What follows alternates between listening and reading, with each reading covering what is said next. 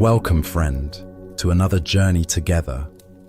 Tonight, you're invited into a profound stillness, a gentle current of timeless understanding that can lead you to quietude and deep, restorative peace. This experience is crafted for you to relax completely, to find clarity amidst the quiet, and to drift into the most nourishing kind of rest. I will share a carefully chosen selection of profound Zen stories and parables, drawn from traditions that have long understood the true nature of mental freedom and emotional ease. Each narrative carries a transformative essence, capable of shifting your entire relationship with distraction, overwhelm, endless thinking, and the relentless pull of external demands. These are not merely tales. They are carefully preserved lessons from those who mastered the art of inner peace, masters who recognized that genuine serenity isn't found in altering our circumstances, but in refining our perception of them. As the ancient wisdom teaches, to be calm is the highest achievement of the self.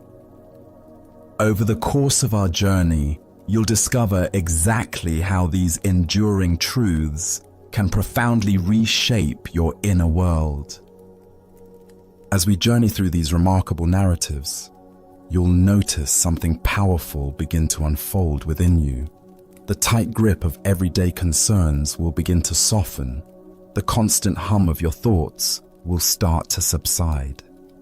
You'll find yourself naturally settling into a state of profound understanding and peaceful repose. So, allow yourself to settle in deeply now. Let your body surrender to whatever supports you. Take one conscious breath with me, and as you exhale, know that you are about to receive profound insights that have awaited your discovery through the ages. Let us explore a story about the wisdom hidden within our unspoken words. This is the silent monk's revelation. In a serene mountain monastery, where morning mist clung to ancient pine trees, Master Sengai lived alongside a devoted monk who had undertaken an extraordinary vow.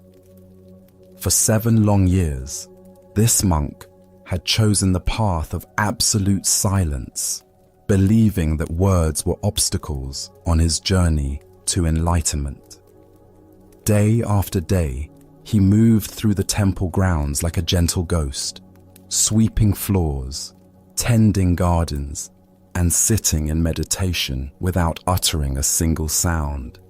The other monks had grown accustomed to his presence, this silent figure who communicated only through bows and gestures. His dedication was unwavering, his commitment absolute. He had convinced himself that each word he didn't speak brought him closer to truth, that silence itself was a form of purification. One bright afternoon, as golden sunlight streamed through the temple windows, a wealthy merchant arrived at the monastery gates. His cart was laden with sacks of rice, a generous donation to support the monks through the coming winter. The merchant, eager to display his generosity, insisted on carrying the largest sack himself into the main hall. As he struggled with the heavy burden, the inevitable happened. The sack slipped from his grasp, tearing open as it hit the stone floor. Rice scattered everywhere, thousands of white grains spreading across the carefully swept temple floor like snow in a sudden storm. The merchant stood frozen in horror, his face flushed with embarrassment. In that moment, something extraordinary occurred. The silent monk, who had not made a sound for 7 years, suddenly burst into uncontrollable laughter. His voice rang through the temple halls, rich and joyful, as if all the mirth he had stored up was pouring out at once. The other monks stopped their activities, stunned. The merchant looked bewildered. Master Sengai appeared from his quarters, drawn by the unexpected sound.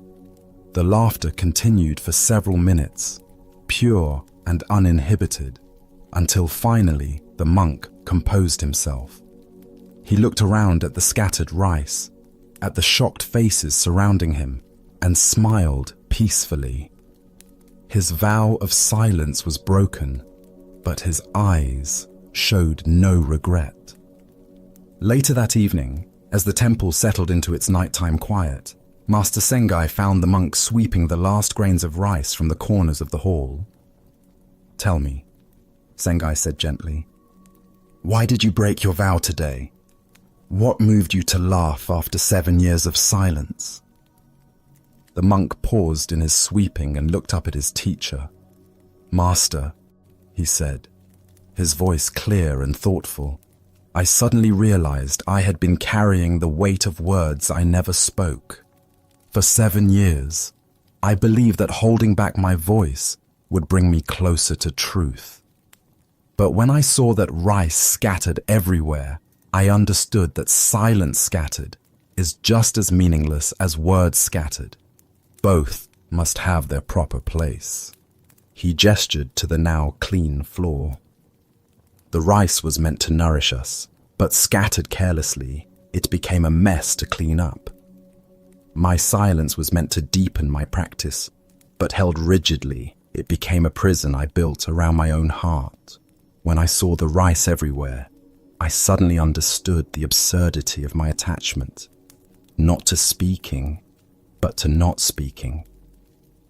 Master Sengai nodded slowly, a smile playing at the corners of his mouth. "Your 7 years of silence taught you when to speak," he said simply.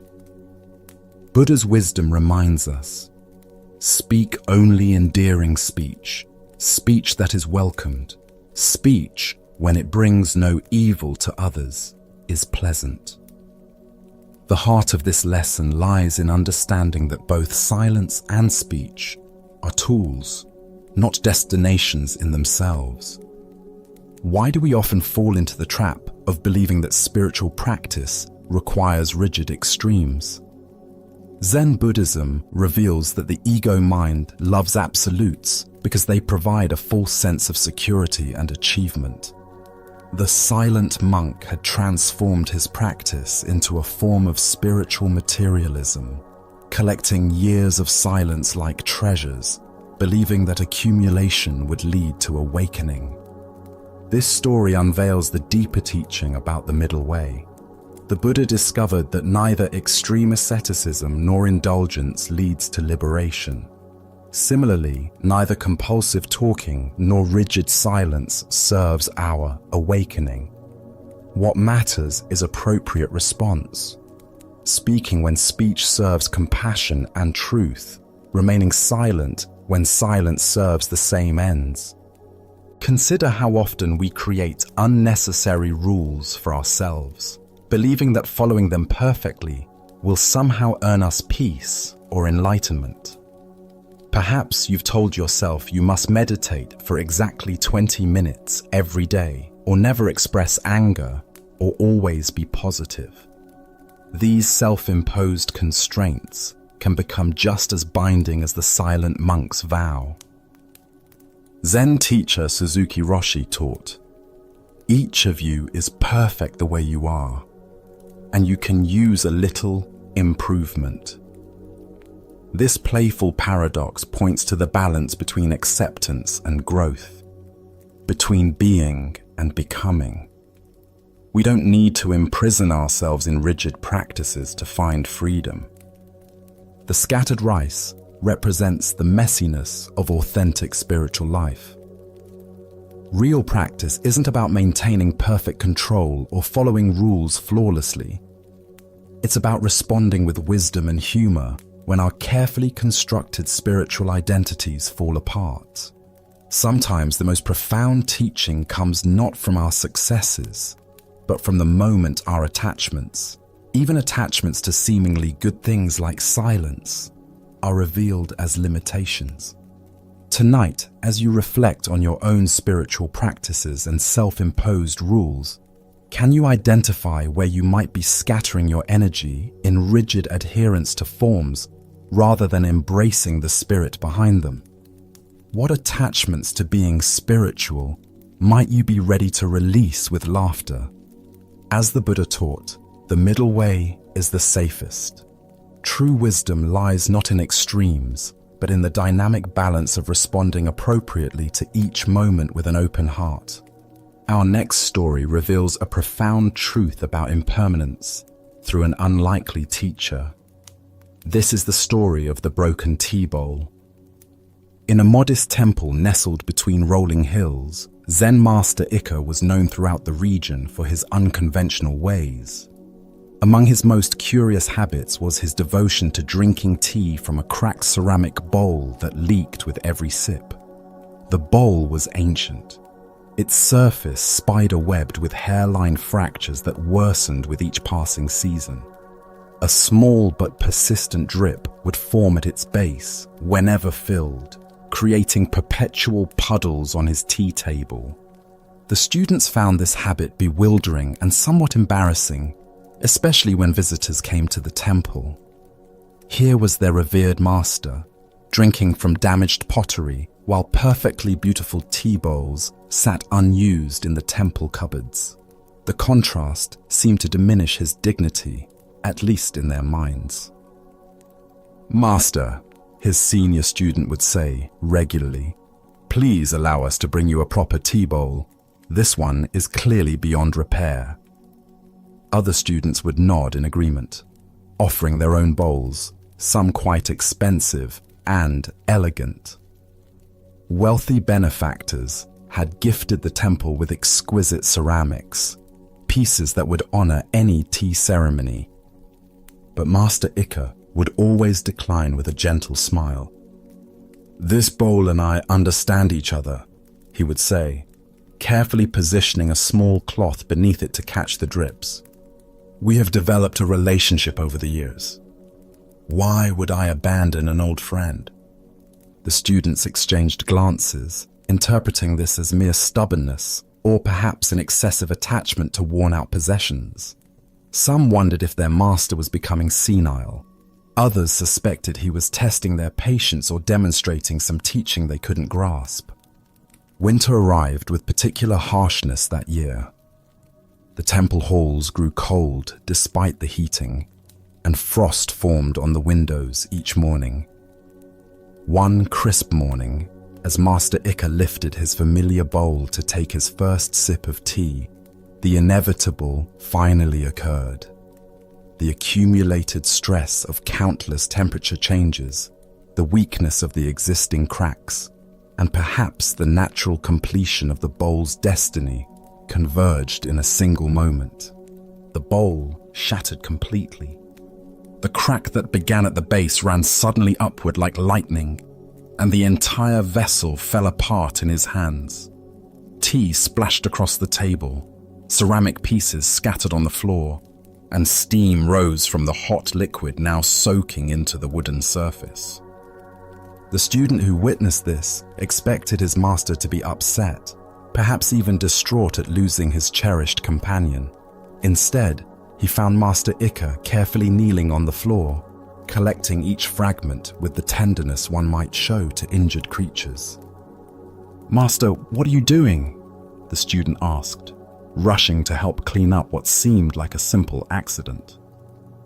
Master Ika looked up from his careful gathering, holding a curved piece of the bowl's rim in his palm. "I'm learning from my teacher," he replied, with profound reverence in his voice. The student looked around, confused. "But master, we are alone. What teacher?" Ika smiled and held up the ceramic fragment. "This bowl taught me that holding water was never its true purpose, showing me impermanence was. For years, it demonstrated through its cracks and leaks that nothing remains unchanged, that beauty exists in deterioration, that function and dysfunction are both temporary states." He placed the piece gently with the others he had collected. "Now it teaches through being broken, what it couldn't teach while whole. In its destruction, it reveals the ultimate truth, that all forms pass away, and in that passing, they offer their greatest wisdom. The student watched as his master continued collecting fragments with the same care he had once shown in drinking from the intact bowl. "Will you try to repair it, master?" "Repair it?" Ika laughed softly. "My dear student, this bowl has completed its teaching. To repair it would be like trying to repeat a lesson already perfectly learned. Its wholeness served one phase of my understanding. Its brokenness serves another." Ancient Buddhist wisdom tells us all conditioned things are impermanent. Work out your salvation with diligence. This tale unveils the profound teaching that our greatest teachers often come disguised as the very things we want to fix, replace, or improve. Why do we resist the natural cycles of deterioration and change? Zen Buddhism points to our deep conditioning toward permanent seeking. We want our relationships to remain stable, our bodies to stay young, our circumstances to improve, and then maintain their improvement. This desire for stasis creates suffering because it places us in constant conflict with reality's fundamental nature. Master Ika's tea bowl represents all the broken aspects of our lives that we rush to repair or replace rather than learn from. The relationship that's showing cracks. The aging body that no longer performs as it once did. The career that's losing its luster. The dreams that haven't materialized as expected. We see these as problems to solve rather than teachers to honor. What emerges from this story is the recognition that impermanence isn't happening to us. It is the very mechanism through which wisdom unfolds. Every ending contains teachings that were impossible during the beginning. Every loss reveals truths that abundance couldn't show us. Every deterioration offers insights that perfection obscures. Consider the broken places in your own life. Perhaps you've experienced a divorce that revealed your capacity for independence, an illness that taught you what truly matters, a career disappointment that redirected you toward more meaningful work, a friendship that ended and showed you patterns you needed to change. These weren't failures of your ability to maintain things. They were completions of learning cycles. Zen teacher Pema Chodron writes, "Things falling apart is a kind of testing and also a kind of healing." The broken tea bowl demonstrates this perfectly. Its deterioration tested Master Ika's attachment to form while simultaneously healing his illusion that anything in the phenomenal world is meant to last forever. The Buddha said, "Of all footprints, that of the elephant is supreme. Similarly, of all meditative themes, that on death is supreme." This isn't morbid contemplation, but life-affirming wisdom. When we truly understand that everything is temporary, we stop trying to make the impermanent permanent and start appreciating the beauty available in each phase of existence. Tonight, as you notice the signs of change and impermanence in your own life, perhaps the way your face has aged, how your interests have evolved, or how a once cherished possession now seems less important, can you receive these as teachings rather than losses? Can you collect the fragments of what's passing away with the same reverence Master Ika showed? As the Buddha taught, everything that has a beginning has an ending. Make your peace with that, and all will be well. The broken tea bowl reminds us that making peace with endings allows us to receive the full teaching that each experience offers. As we continue our journey through the wisdom of Zen Buddhism, we encounter a tale of a most unusual seeker. This is the story of the backwards walker. The autumn morning was crisp and clear when the strange monk arrived at Master Basui's monastery. The gatekeeper rubbed his eyes, certain he was seeing things incorrectly. The approaching figure was indeed a monk, wearing traditional robes and carrying a simple traveling bundle, but he was walking completely backwards. His steps were careful and deliberate, his posture erect, yet he moved through the world, facing the direction from which he had come. Word spread quickly through the monastery. Monks abandoned their morning chores to witness this peculiar sight. The backwards walker navigated the stone paths with surprising grace, never stumbling despite his unconventional approach. When he reached the main hall, he announced himself to the abbot, still facing away. "Venerable Master Basui," he said, his voice clear and respectful, "I request permission to stay at your monastery for a brief time. I am a seeker on the path, though perhaps not following it as others do." Master Basui, known for his patience with unconventional students, granted permission. What followed were 3 of the most unusual days in the monastery's history.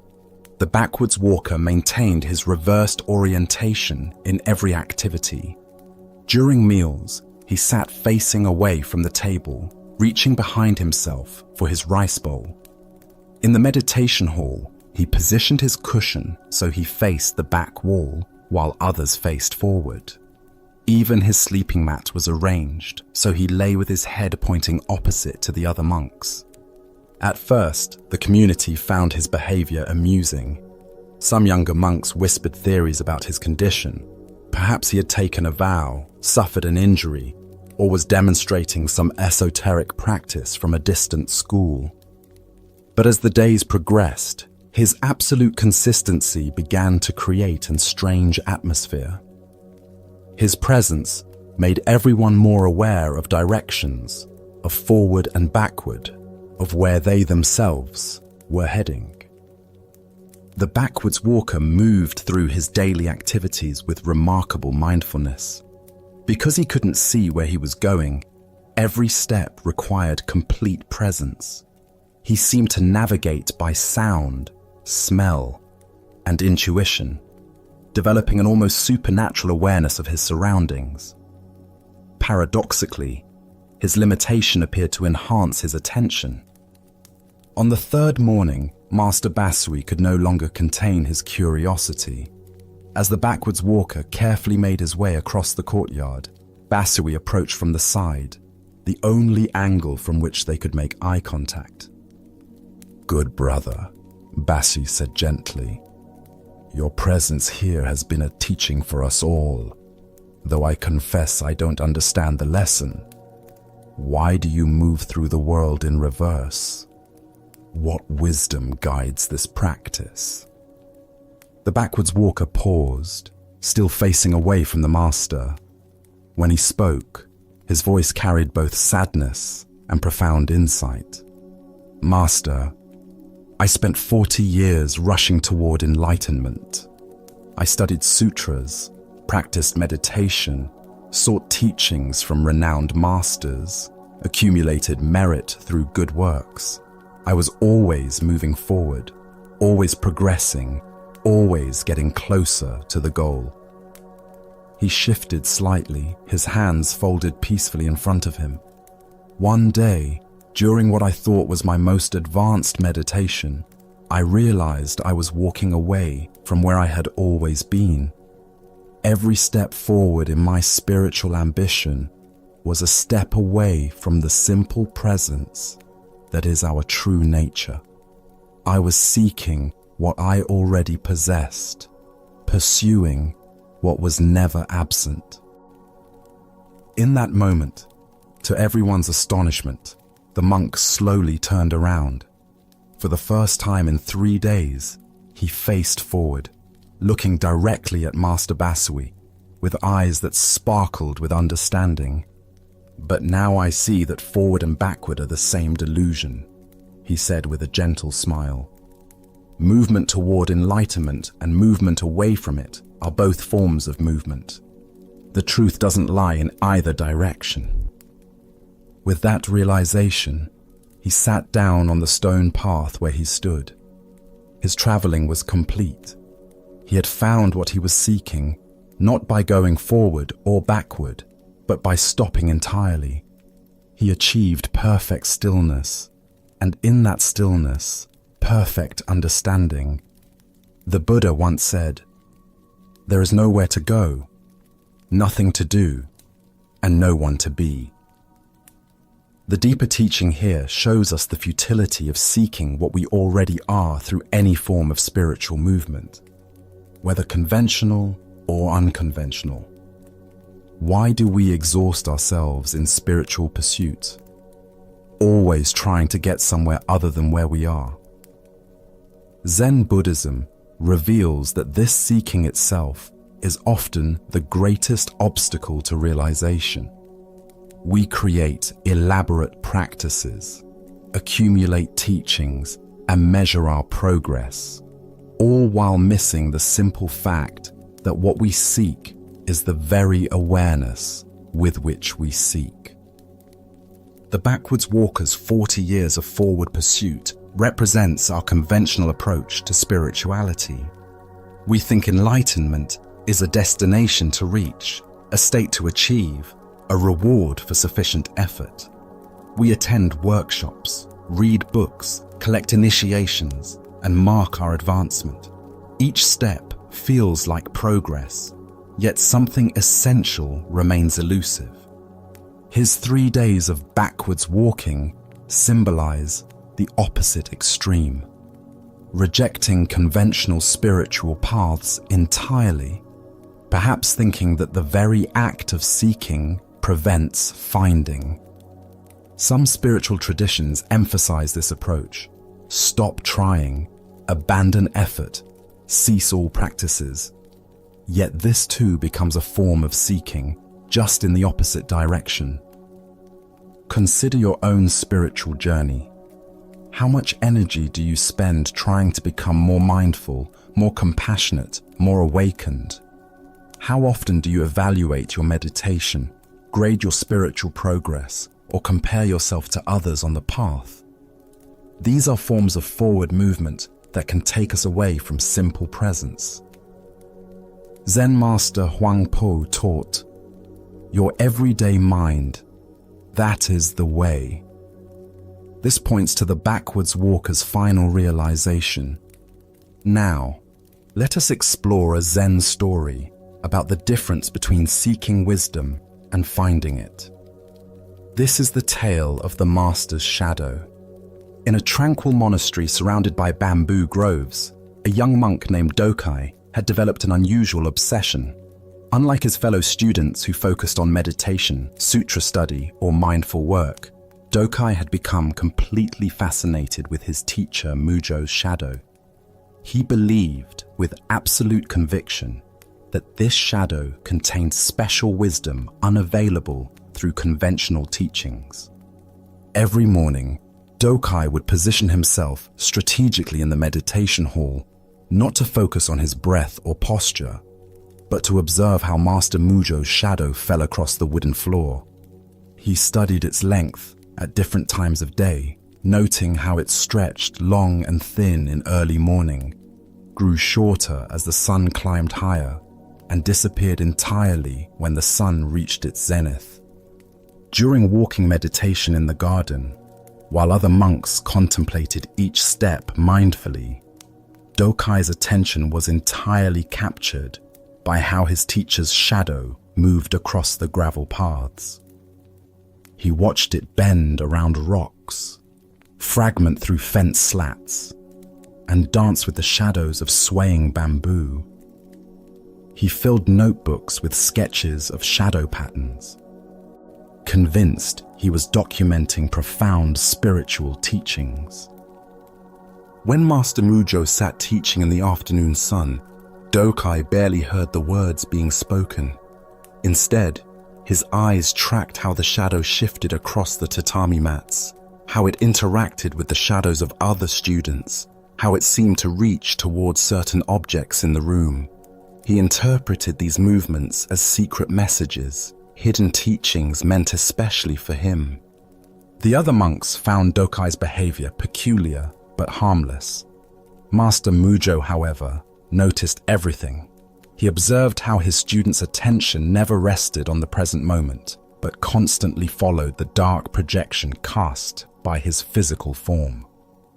He saw how Dokai's practice had become about seeking something external rather than cultivating inner awareness. For months, Master Mujo said nothing. He allowed Dokai to continue his shadow study, understanding that sometimes students must exhaust their delusions before awakening becomes possible. The young monk grew increasingly sophisticated in his shadow observations, developing theories about the spiritual significance of shadow angles and lengths. Then came a day when thick clouds covered the sky from dawn to dusk. The light was diffuse and grey, creating no shadows anywhere in the monastery. Dokai wandered the halls frantically, checking every room, every corner, searching desperately for his teacher's shadow. Without it, he felt completely lost, unable to practice, unable to learn.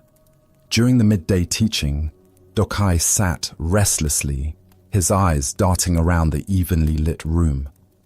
No shadows fell anywhere. He fidgeted with anxiety, unable to concentrate on anything without his familiar object of study.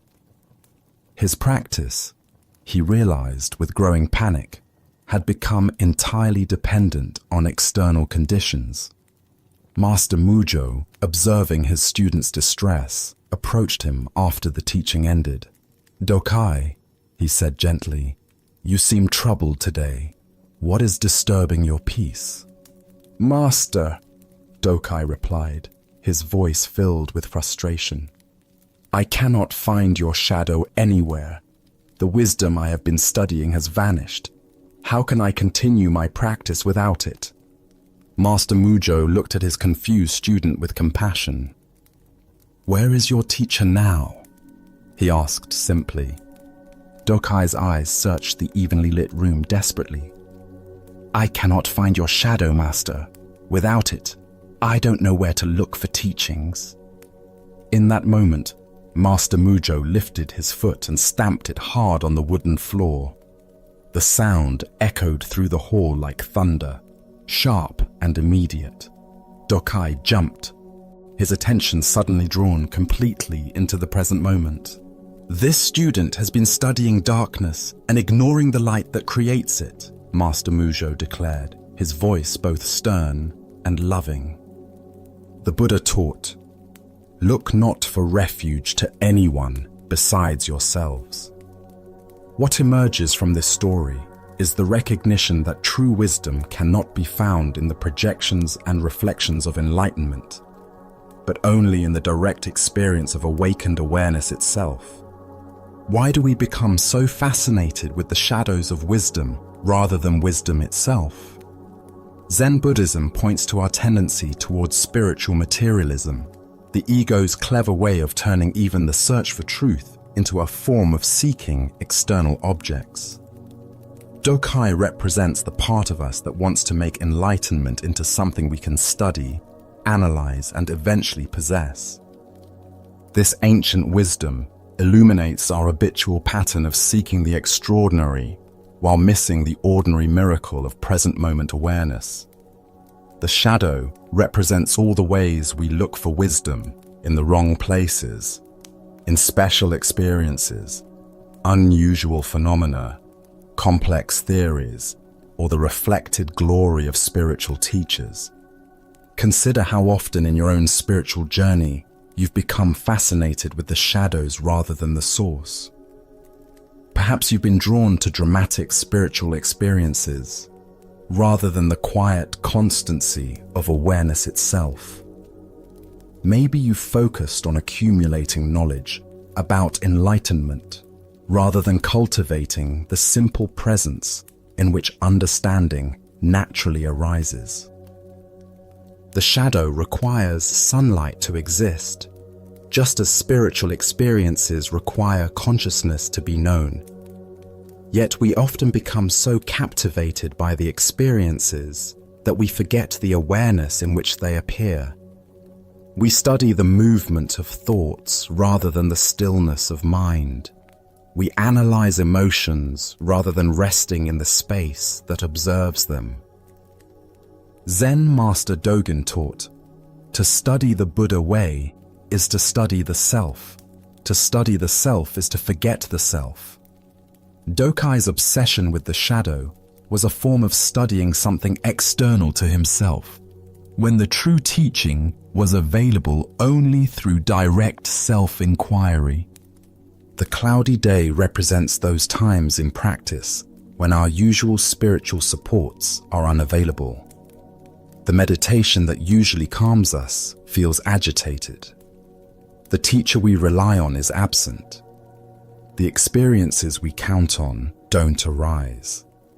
These moments reveal how much our practice depends on external conditions, rather than the unconditional awareness that is always present. Master Mujo's stamp on the floor demonstrates the immediacy of awakened presence. No shadows are needed, no special conditions required. The sound arises and passes away in the very awareness that Dokai had been seeking through his elaborate shadow studies. The teaching is always available in the simple directness of this moment. Tonight, as you reflect on your own spiritual seeking, can you notice where you might be studying shadows instead of recognizing the light of awareness itself? What complex spiritual pursuits might you be ready to abandon in favor of the simple recognition of what is always already present? As the Buddha said, if you light a lamp for somebody, it will also brighten your path. The true teacher is not the shadow cast by wisdom, but the light of awareness that illuminates all experience. Let us continue on our journey with a story that reveals the Buddha nature in the most unexpected places. This is the tale of the laughing stone. Master Fugai was known throughout the region as an unconventional teacher whose methods often baffled his students. His modest temple sat on a hillside overlooking a valley where farmers worked their rice fields, and the sound of flowing water from a nearby stream provided a constant, gentle backdrop to daily life.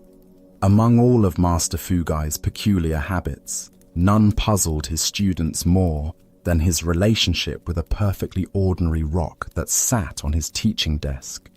The stone itself was unremarkable in every way, roughly the size of a human fist, weathered smooth by countless years of rain and wind, grey-brown in colour, with subtle veins of darker mineral running through it. It could have been picked up from any riverbed or mountain path.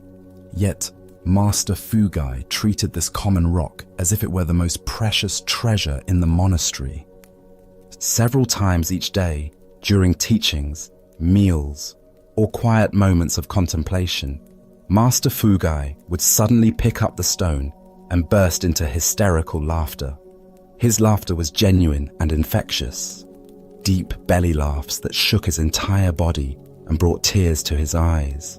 He would hold the rock close to his face, examining it as if seeing it for the first time, and the laughter would intensify until he could barely catch his breath. The students found this behavior completely mystifying. They would glance at each other during these episodes, wondering if their teacher had lost his mind, or if they were missing some profound spiritual joke. Some students began examining similar stones from the garden, hoping to discover what made Master Fugai's rock so amusing. Others developed elaborate theories about the stone's history. Perhaps it came from a sacred mountain or was blessed by an ancient master. The laughter episodes became a regular feature of monastery life. During serious discussions of Buddhist philosophy, Master Fugai might suddenly grab his stone and dissolve into giggles.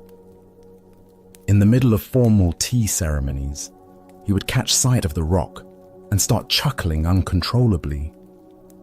Even during solemn memorial services, the stone could trigger fits of mirth that seemed wildly inappropriate to the students. As weeks turned to months, the stone became something of a legend among the monks. Visiting teachers would hear about Master Fugai's laughing stone and request to see it, only to witness another episode of inexplicable hilarity. Some visitors left convinced that Fugai was either a crazy saint or simply crazy. The students, however, remained loyal to their teacher while growing increasingly frustrated by their inability to understand his amusement. One morning, as Master Fugai sat teaching about the nature of Buddha consciousness, he reached for his stone as usual. But instead of beginning his typical laughter, he paused, holding the rock gently in both hands. A young monk named Corin, who had been particularly tormented by curiosity about the stone, seized this opportunity. "Master," Corin said, bowing respectfully but speaking with bold desperation, "I can no longer concentrate on your teachings while wondering about that rock. What is so amusing about it? I have examined countless stones and found nothing funny about any of them. Please, tell us what we are missing." Master Fugai looked down at the stone resting in his palms, then up at his eager students. His eyes twinkled with the familiar mirth, but he controlled his laughter long enough to speak. "This stone," he said, holding it up for everyone to see, "has been sitting in meditation for millions of years without moving, without seeking, without asking a single question about enlightenment, without reading sutras, or following teachers or developing practices." He turned the stone slowly in his hands, admiring its simple presence. It has never worried about its spiritual progress. It has never compared itself to other stones or felt inadequate about its practice. It has never had a single doubt about whether it was on the right path or wondered if it was enlightened enough. The students leaned forward, finally beginning to understand. "Yet you restless humans," Master Fugai continued, his voice rising with amusement, "think you need to do something special to find Buddha nature.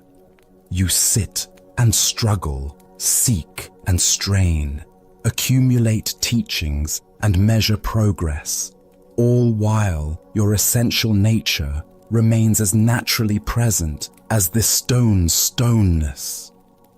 He placed the stone down gently on the desk with the reverence he might show to the Buddha himself.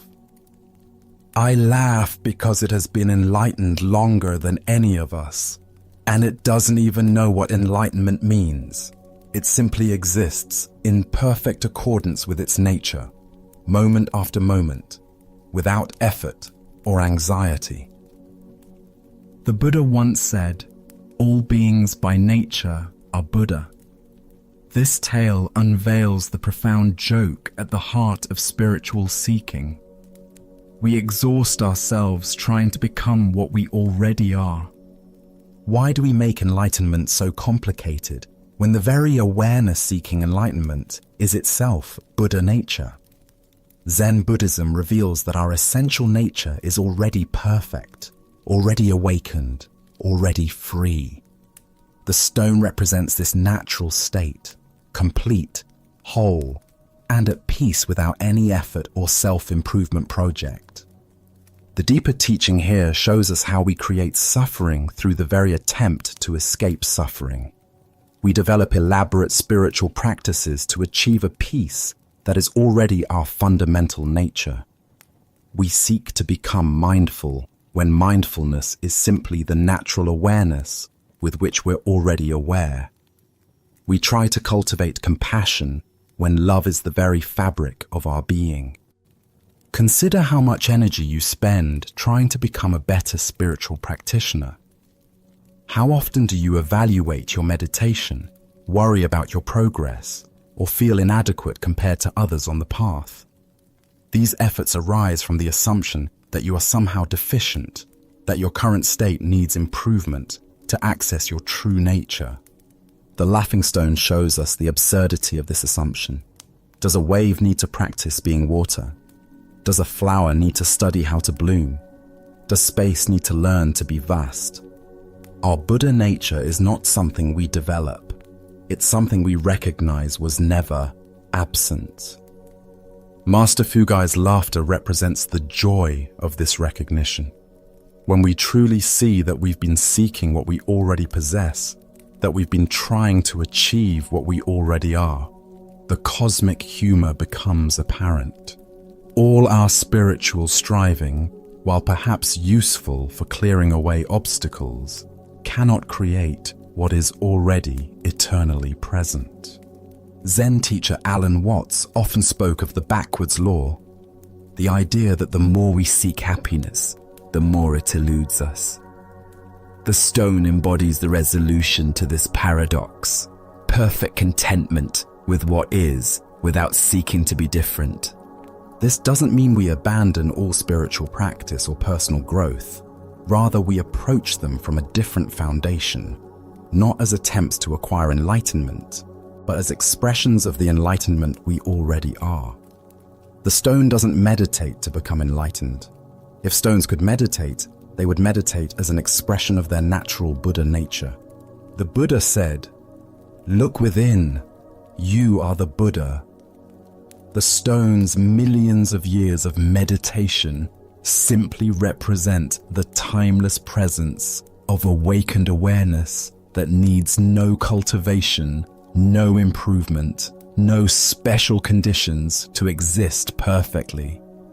Tonight, as you rest in this moment, can you recognize the stone-like Buddha nature that has never been disturbed by your seeking, never been improved by your practices, never been diminished by your struggles?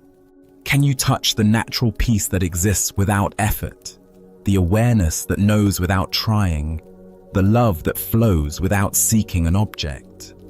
As Master Fugai's laughter reminds us, the greatest spiritual joke is that what we've been seeking through such effort has been sitting quietly within us all along, as patient and present as a stone on a teacher's desk. Now, let us explore a Zen story about the irreplaceable nature of direct spiritual transmission. This is the tale of Bankei and the messenger. In the bustling capital city, where merchants haggled in crowded marketplaces and scholars debated in tea houses, the renowned Zen master Bankei had completed another period of teaching at one of the great temples. Known throughout the region for his profound insight and ability to point students directly toward their Buddha nature, Bankei maintained a simple practice of traveling between temples, offering instruction wherever sincere students gathered. As the master prepared to depart for his next destination, carefully folding his few possessions into a traveling bundle, a well-dressed gentleman approached him with urgent politeness. The man's fine silk robes and careful manner suggested someone accustomed to moving in aristocratic circles, likely a retainer or aide to one of the noble families that supported the temple. "Venerable master," the gentleman said, bowing deeply, "I come with a request from the Baron, a man of great learning and sincere interest in your teachings.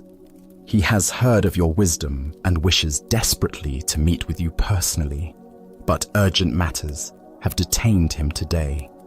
Would you consider postponing your departure by one day so that he might have the honor of studying with you tomorrow?" Bankei, despite his eagerness to reach the next temple where students awaited him, recognized the genuine need in the request. The path of a teacher required flexibility and compassion, even when inconvenient. "Of course," he replied simply, "I shall remain one more day." The master unpacked his bundle and settled back into the temple quarters, spending the evening in quiet meditation and preparation for what he anticipated would be a meaningful encounter with a sincere seeker. He had met many nobles over the years who approached Zen with genuine humility despite their worldly status, and he looked forward to offering whatever guidance might be helpful. The next morning arrived with clear skies and the sound of temple bells calling the community to meditation. Bankei waited in his designated meeting room as the appointed time approached. But instead of the Baron himself, the same well-dressed gentleman appeared again, this time with obvious embarrassment written across his features.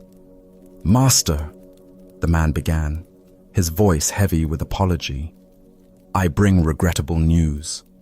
The Baron was called away on urgent business that could not be delayed, matters of state that demanded his immediate attention. However, he has not forgotten his desire for your teaching. He has asked me to serve as his representative, to receive your instruction on his behalf, and carry your wisdom back to him faithfully." The gentleman paused, clearly hoping this arrangement would prove acceptable. The Baron's specific question concerns the nature of mind itself. He wishes to understand, what is the true nature of consciousness, and how can one realize it directly? If you would share your teaching on this matter, I promise to convey every word exactly as you speak it. Bankei listened to this request with gentle attention, his expression remaining calm and compassionate. When the gentleman finished speaking, the master sat quietly for a moment, as if considering not just the question, but the entire situation, the absent seeker, the well-intentioned messenger, and the profound impossibility of what was being asked. Finally, Bankei spoke with characteristic simplicity and directness. "This matter of Zen is difficult to convey even through direct question and answer, between teacher and student meeting face to face. It becomes all the more difficult, indeed impossible, to transmit through a messenger, no matter how sincere or capable that messenger might be." Having delivered this response, the master said nothing more. He simply sat in silence, embodying the very teaching he had just articulated. The gentleman waited, perhaps expecting elaboration or alternative suggestions, but none came. Eventually, finding himself speechless and somewhat confused, the gentleman bowed politely and withdrew from the temple. The Buddha once said, "Be a lamp unto yourself." This profound truth reveals itself in Bankei's gentle but firm refusal to reduce Zen wisdom to a message that could be carried by proxy. Spiritual awakening cannot be transmitted second-hand because it is not information, but transformation. Why do we often approach spiritual learning as if it were academic knowledge that can be collected and conveyed through intermediaries? Zen Buddhism teaches that awakening is not a concept to be understood, but a reality to be directly experienced. Like the taste of water to someone who is thirsty, it cannot be adequately described. It must be experienced firsthand. The Baron's question about the nature of consciousness reveals our typical approach to spiritual inquiry. We want to understand awareness intellectually, to grasp it conceptually, to possess it as knowledge. But consciousness cannot be made into an object of study because it is the very subject doing the studying. It's like trying to see your own eyes without a mirror. The seeing itself is what you are trying to see. Consider how often throughout your day you might approach spiritual wisdom as information to be collected, rather than truth to be embodied.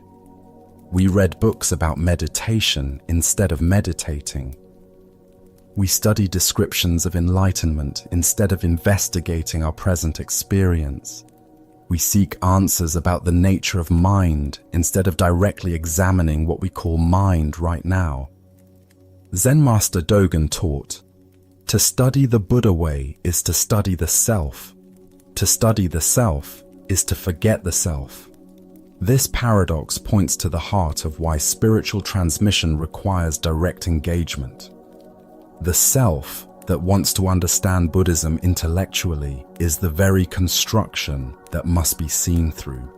This seeing through happens not through accumulating knowledge, but through intimate investigation of immediate experience. The messenger in the story represents our own tendency to approach awakening indirectly. We want to understand consciousness from a safe distance, maintaining the illusion that we are separate observers studying an object called awareness. But awareness is what we are, not what we have. It cannot be possessed, understood, or transmitted because we are expressions of it.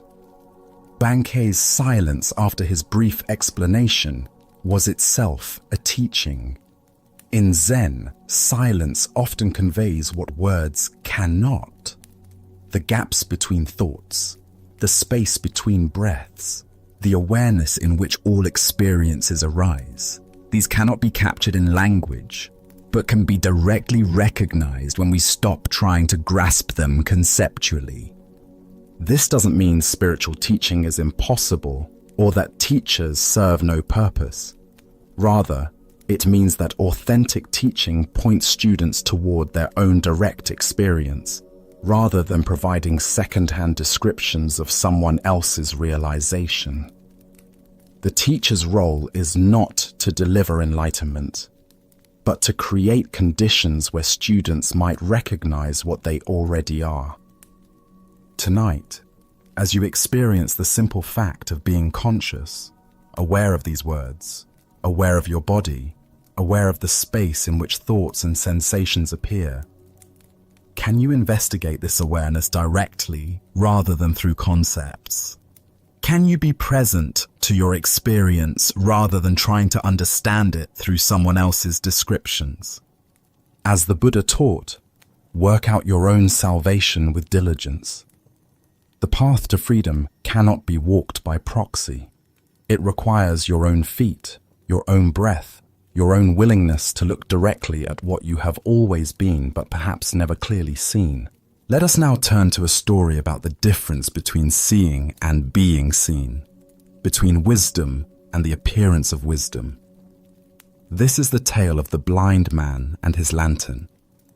Late one evening, as darkness settled over the village like a soft blanket, a blind man prepared to walk home after spending the day with a dear friend. They had shared tea, conversation, and the comfortable silence that comes between people who truly know each other. But now, the hour was late, and the blind man needed to make his way through the winding streets to his own home.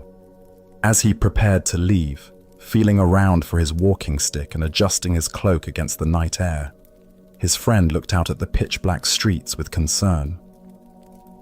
"Please," the friend said kindly, "let me give you my lantern to carry with you. The streets are particularly dark tonight, and there are many obstacles along the way."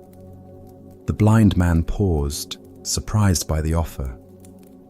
"Why would I need a lantern?" he asked with gentle amusement. "You know I cannot see. The light won't help me find my way any better than darkness would. My feet know these streets, and my other senses guide me just fine." "Ah," his friend replied thoughtfully, "but perhaps the lantern isn't for you to see better. Perhaps it's so that others will see you better and won't accidentally bump into you as they hurry through the dark streets." This reasoning made perfect sense to the blind man. While he had learned to navigate the world without sight, he understood that others depended on their eyes and might not notice him in the darkness. "Of course," he said, accepting the lantern gratefully. "How thoughtful of you." The lantern was a simple but beautiful thing, made of rice paper stretched over delicate bamboo strips, with a candle secured safely inside. His friend lit the candle, and the warm glow illuminated a circle of ground around the blind man's feet. Even though he couldn't see the light himself, he could feel its warmth and knew that others would see him coming from a good distance away. Off he went into the night, the lantern swinging gently at his side as he made his way along the familiar path toward home. He felt confident and considerate, knowing that he was taking care both of his own safety and the safety of others who might be traveling these same dark streets. But he had walked only a few yards when suddenly, crack, another traveler walked straight into him. The collision was jarring, sending both men stumbling. The blind man's lantern swayed wildly, and he nearly lost his balance. "Why don't you watch where you're going?" the blind man called out indignantly, steadying himself and adjusting his robes. "Can't you see this lantern? I'm carrying it specifically so people like you won't bump into me." The other traveler, equally surprised by the collision, looked at the blind man's lantern and couldn't help but laugh. "My friend," he said gently, "why don't you light the candle? Your lantern is completely dark." The blind man reached toward his lantern and felt around the bamboo frame. Sure enough, the candle had gone out shortly after he left his friend's house, though he had been completely unaware of it. He had been walking through the darkness, carrying what he believed was a source of light, but was actually just an empty container, no more illuminating than if he had carried nothing at all. The Buddha once said, "Thousands of candles can be lighted from a single candle, and the life of the candle will not be shortened. Happiness never decreases by being shared." This tale unveils the profound difference between carrying the container of wisdom and carrying wisdom itself. Why do we so often mistake the form of understanding for understanding itself? Zen Buddhism reveals that we frequently become attached to the external symbols of insight, the books we've read, the retreats we've attended, the spiritual concepts we can discuss, while the actual flame of awareness remains unlit within us. The blind man's situation is deeply familiar to anyone who has walked a spiritual path. We acquire the lantern of teachings, surround ourselves with the framework of practice, and assume that possessing these things means we are illuminated. But unless the candle of direct experience is actually burning, we're still walking in darkness while believing we carry light. Consider your own spiritual or philosophical understanding. How much of what you believe you know is actually lived wisdom, and how much is merely conceptual knowledge you're carrying around like an unlit lantern? The difference becomes apparent only when we encounter the inevitable collisions of real life, moments when our understanding is tested by actual circumstances. In Zen practice, we distinguish between knowing about and knowing directly. You can study everything ever written about the taste of an apple, but until you actually bite into one, your knowledge remains second-hand. Similarly, we can accumulate vast knowledge about peace, compassion, or wisdom without ever actually embodying these qualities. The blind man was sincere in his intentions. He genuinely wanted to help others see him and avoid accidents. But his good intentions couldn't substitute for the actual function of a lit candle. This is the challenge of all spiritual practice, not just wanting to be wise or appearing to be wise, but actually cultivating the direct experience that makes wisdom real. Zen Master Dogen taught, "To study the Buddha way is to study the self. To study the self is to forget the self." The lantern represents our self-concept as someone who is wise, spiritual, or enlightened. As long as we're primarily concerned with maintaining this identity, the actual candle of genuine insight remains unlit. The traveler who bumped into the blind man wasn't being cruel when he pointed out the obvious. Sometimes we need others to help us see that our candle has gone out, that we've been coasting on old understanding, without tending to the flame of present moment awareness. Look deeply at your own experience. When do you find yourself carrying an unlit lantern? Perhaps it's when you offer advice you haven't fully integrated yourself, when you speak about peace while feeling agitated inside, or when you present yourself as having figured out something you're still actively struggling with. These aren't moral failures. They're simply signs that it's time to relight the candle. The beauty of this teaching is that discovering our lantern is dark isn't the end of the story. It's the beginning. The moment we realize we've been walking in darkness while believing we carried light, we can stop, find a source of flame, and actually illuminate our path. The lantern itself isn't useless. It just needs the essential element that makes it functional. In our relationships, careers, and spiritual practices, we encounter this same dynamic repeatedly. We develop the outer forms of expertise, the vocabulary, the credentials, the appearances of mastery, but sometimes lose touch with the living essence that originally inspired us. The marriage counselor whose own relationship is struggling, the teacher who has stopped learning, the spiritual practitioner who has become rigid in their practice, all are carrying unlit lanterns. The Buddha taught, better than 1,000 hollow words is one word that brings peace. One moment of genuine presence, authentic compassion, or real understanding illuminates more than years of accumulated concepts. The lit candle, however small, provides actual guidance in a way that the most beautiful empty lantern cannot. Zen practice continually asks us to check whether our candle is actually burning. Are we speaking from direct experience or from memory? Are we acting from present awareness or from habit? Are we offering genuine warmth and illumination, or just the appearance of these qualities? This isn't about achieving perfection or never having our candle go out. Candles extinguish naturally. That's their nature. Wind blows them out. They burn down. They flicker and fade.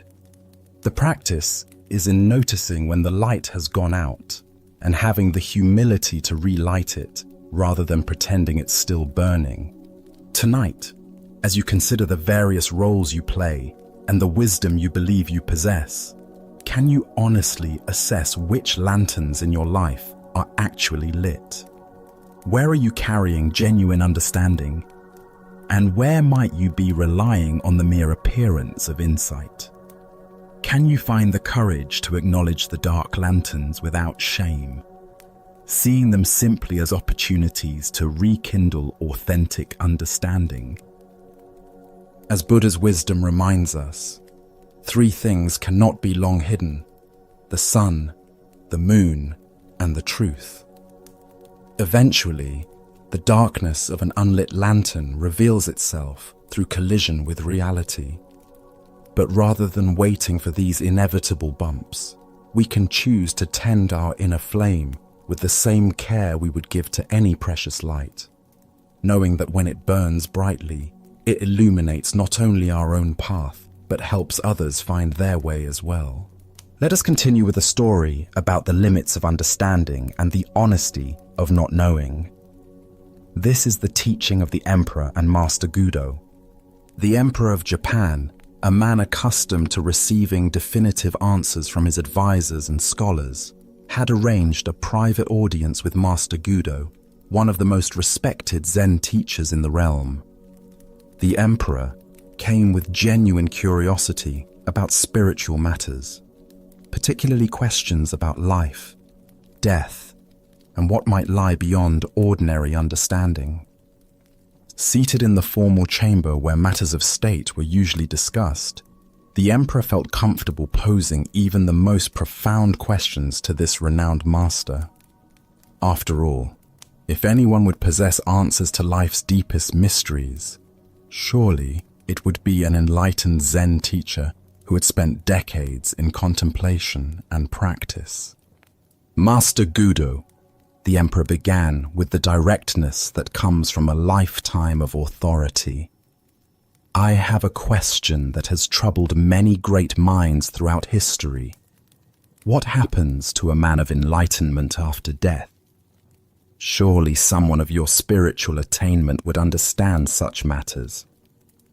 The emperor expected a profound discourse on the nature of consciousness after physical death, perhaps insights into rebirth, karma, or the eternal nature of enlightened awareness. He was prepared to hear about subtle realms, the dissolution of individual consciousness into cosmic unity, or other elevated teachings that would satisfy his curiosity about this ultimate mystery. Instead, Master Gudo looked at the emperor with complete equanimity and gave the most honest answer possible. How should I know? The emperor was taken aback. Here was a master revered throughout the land for his wisdom, essentially admitting ignorance about what seemed like a fundamental spiritual question. But master, the emperor pressed, somewhat incredulous, you are an enlightened teacher. Surely you must have special knowledge about such things.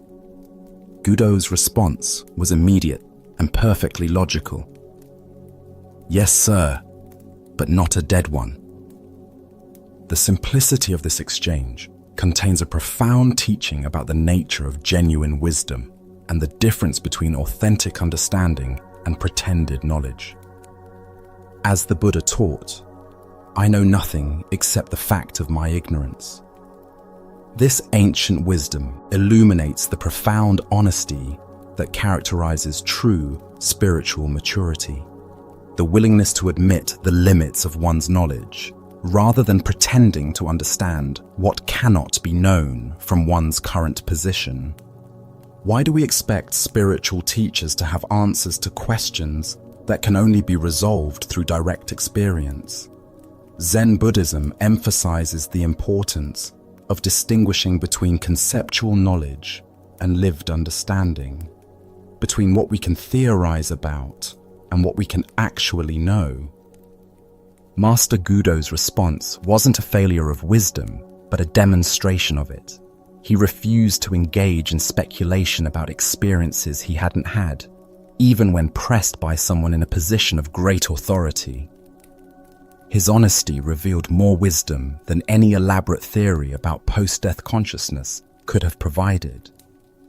Consider how often in daily life we pretend to know things we don't actually know.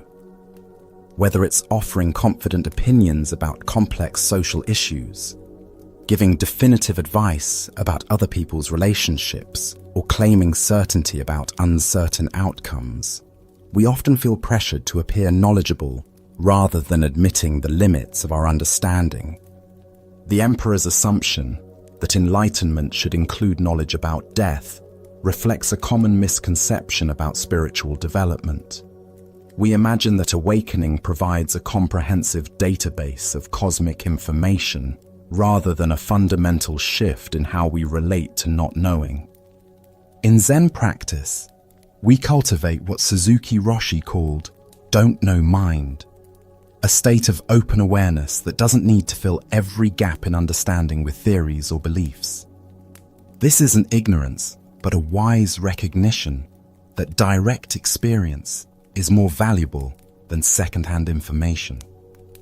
Zen Master Linchi taught, there is nothing special to do, nothing special to learn. Enlightenment doesn't grant supernatural knowledge about matters beyond ordinary experience. A living master knows about living. What happens after death remains in the realm of speculation until one actually dies. The Buddha said, "Believe nothing merely because you have been told it. But whatsoever, after due examination and analysis, you find to be conducive to the good, the benefit, the welfare of all beings, that doctrine believe and cling to."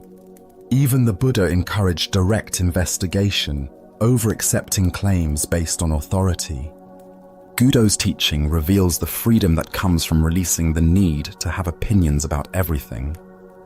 How much mental energy do we waste constructing theories about things we cannot possibly know?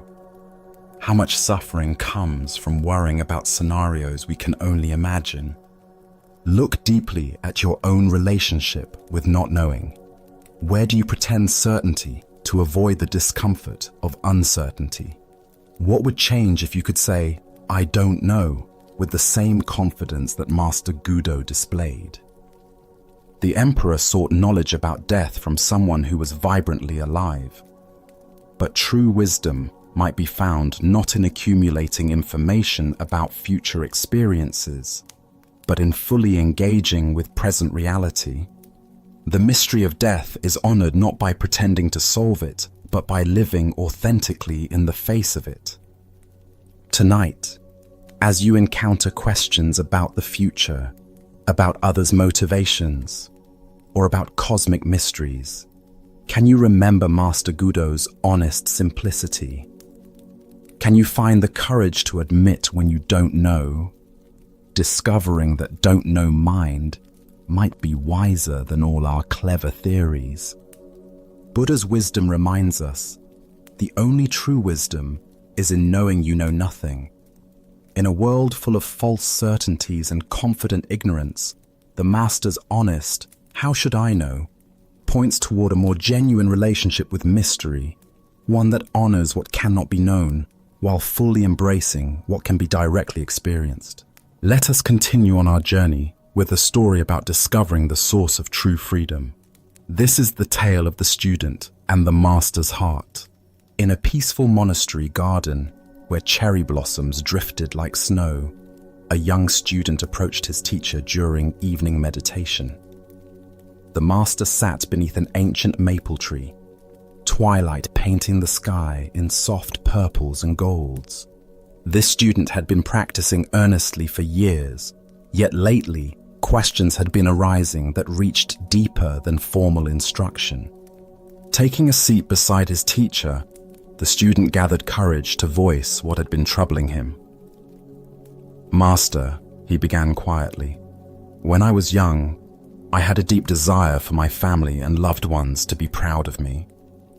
I wanted to excel in studies, to accomplish things that would make them beam with joy. Were you ever the same way?" The Master turned his gentle gaze toward the student, seeing in the young man's eyes the same earnest longing that had once driven his own seeking. After contemplative silence, he replied simply, "Yes, I was very much the same." The student felt relief at this admission. "Why did you desire their pride so intensely?" he asked. "What was driving that need for approval?" The Master smiled with tender recognition. "I wanted them to feel they had more reason to love and accept me," he said thoughtfully. "If I could make them proud, surely their love would be secure and abundant. But the reason I desired this went even deeper." The student leaned closer, sensing they were approaching something essential. "I sought their love so desperately," the Master continued, "because I, in turn, would feel I had sufficient reason to love and accept myself. I was seeking permission from others to feel good about who I was. Their approval would be evidence of my worthiness even to myself. That was what lay at the root of all my striving." The Master paused, watching the first stars appear. "But then one day, I awakened to a revolutionary possibility. I realized I could ask myself a different question. What if I could bypass all external validation and simply learn to love and accept myself unconditionally? What if I didn't require anyone else's approval to feel genuinely good about my existence?" The student felt something shift in his chest as these words settled. "I imagined what it would be like if my happiness no longer depended on outer circumstances, on whether people approved or disapproved of my choices.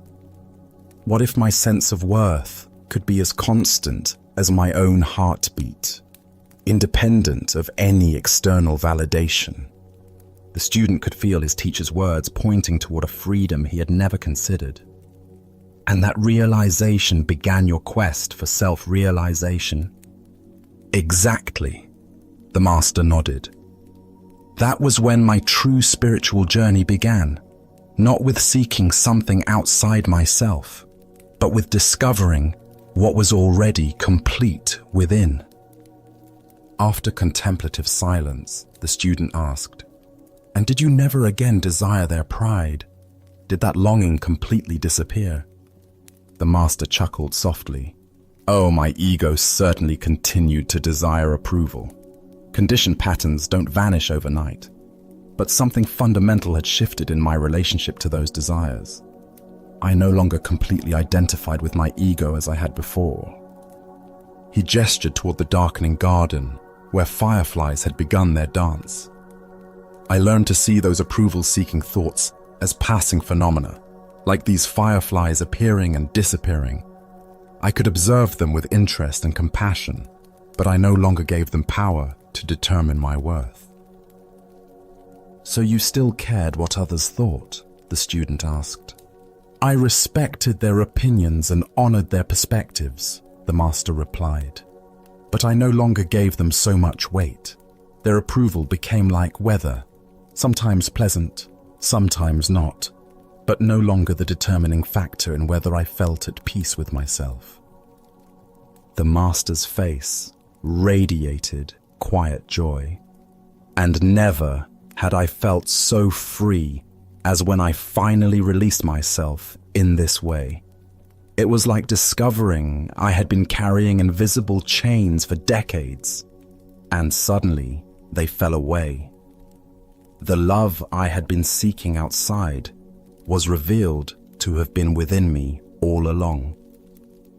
Buddha's wisdom reminds us, if you truly loved yourself, you would never hurt yourself with destructive thoughts, actions, or choices. This teaching points to the heart of the master's discovery. Most suffering stems from the mistaken belief that we must earn the right to love ourselves through external achievements or approval. Here, we discover one of the most revolutionary insights available. Self-love is not a reward to be earned, but our natural birthright to be claimed.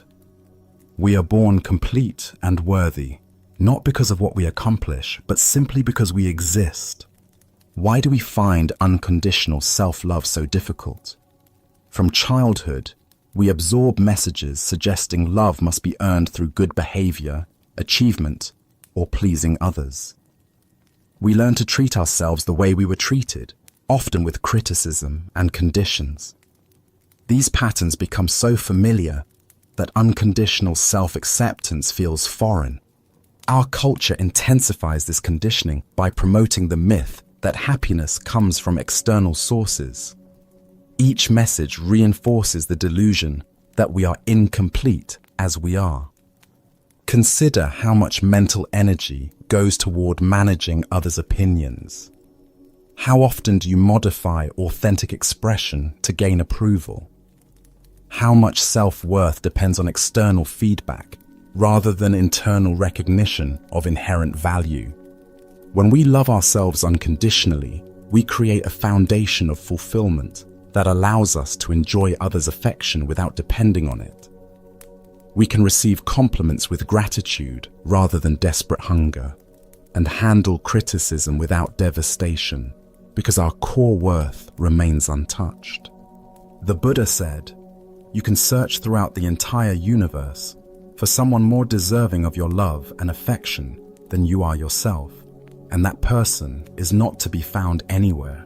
You, yourself, deserve your love and affection." This isn't narcissism. It's recognition of fundamental truth about consciousness itself. Tonight, as you rest in this moment's quiet, can you sense the presence that is reading these words?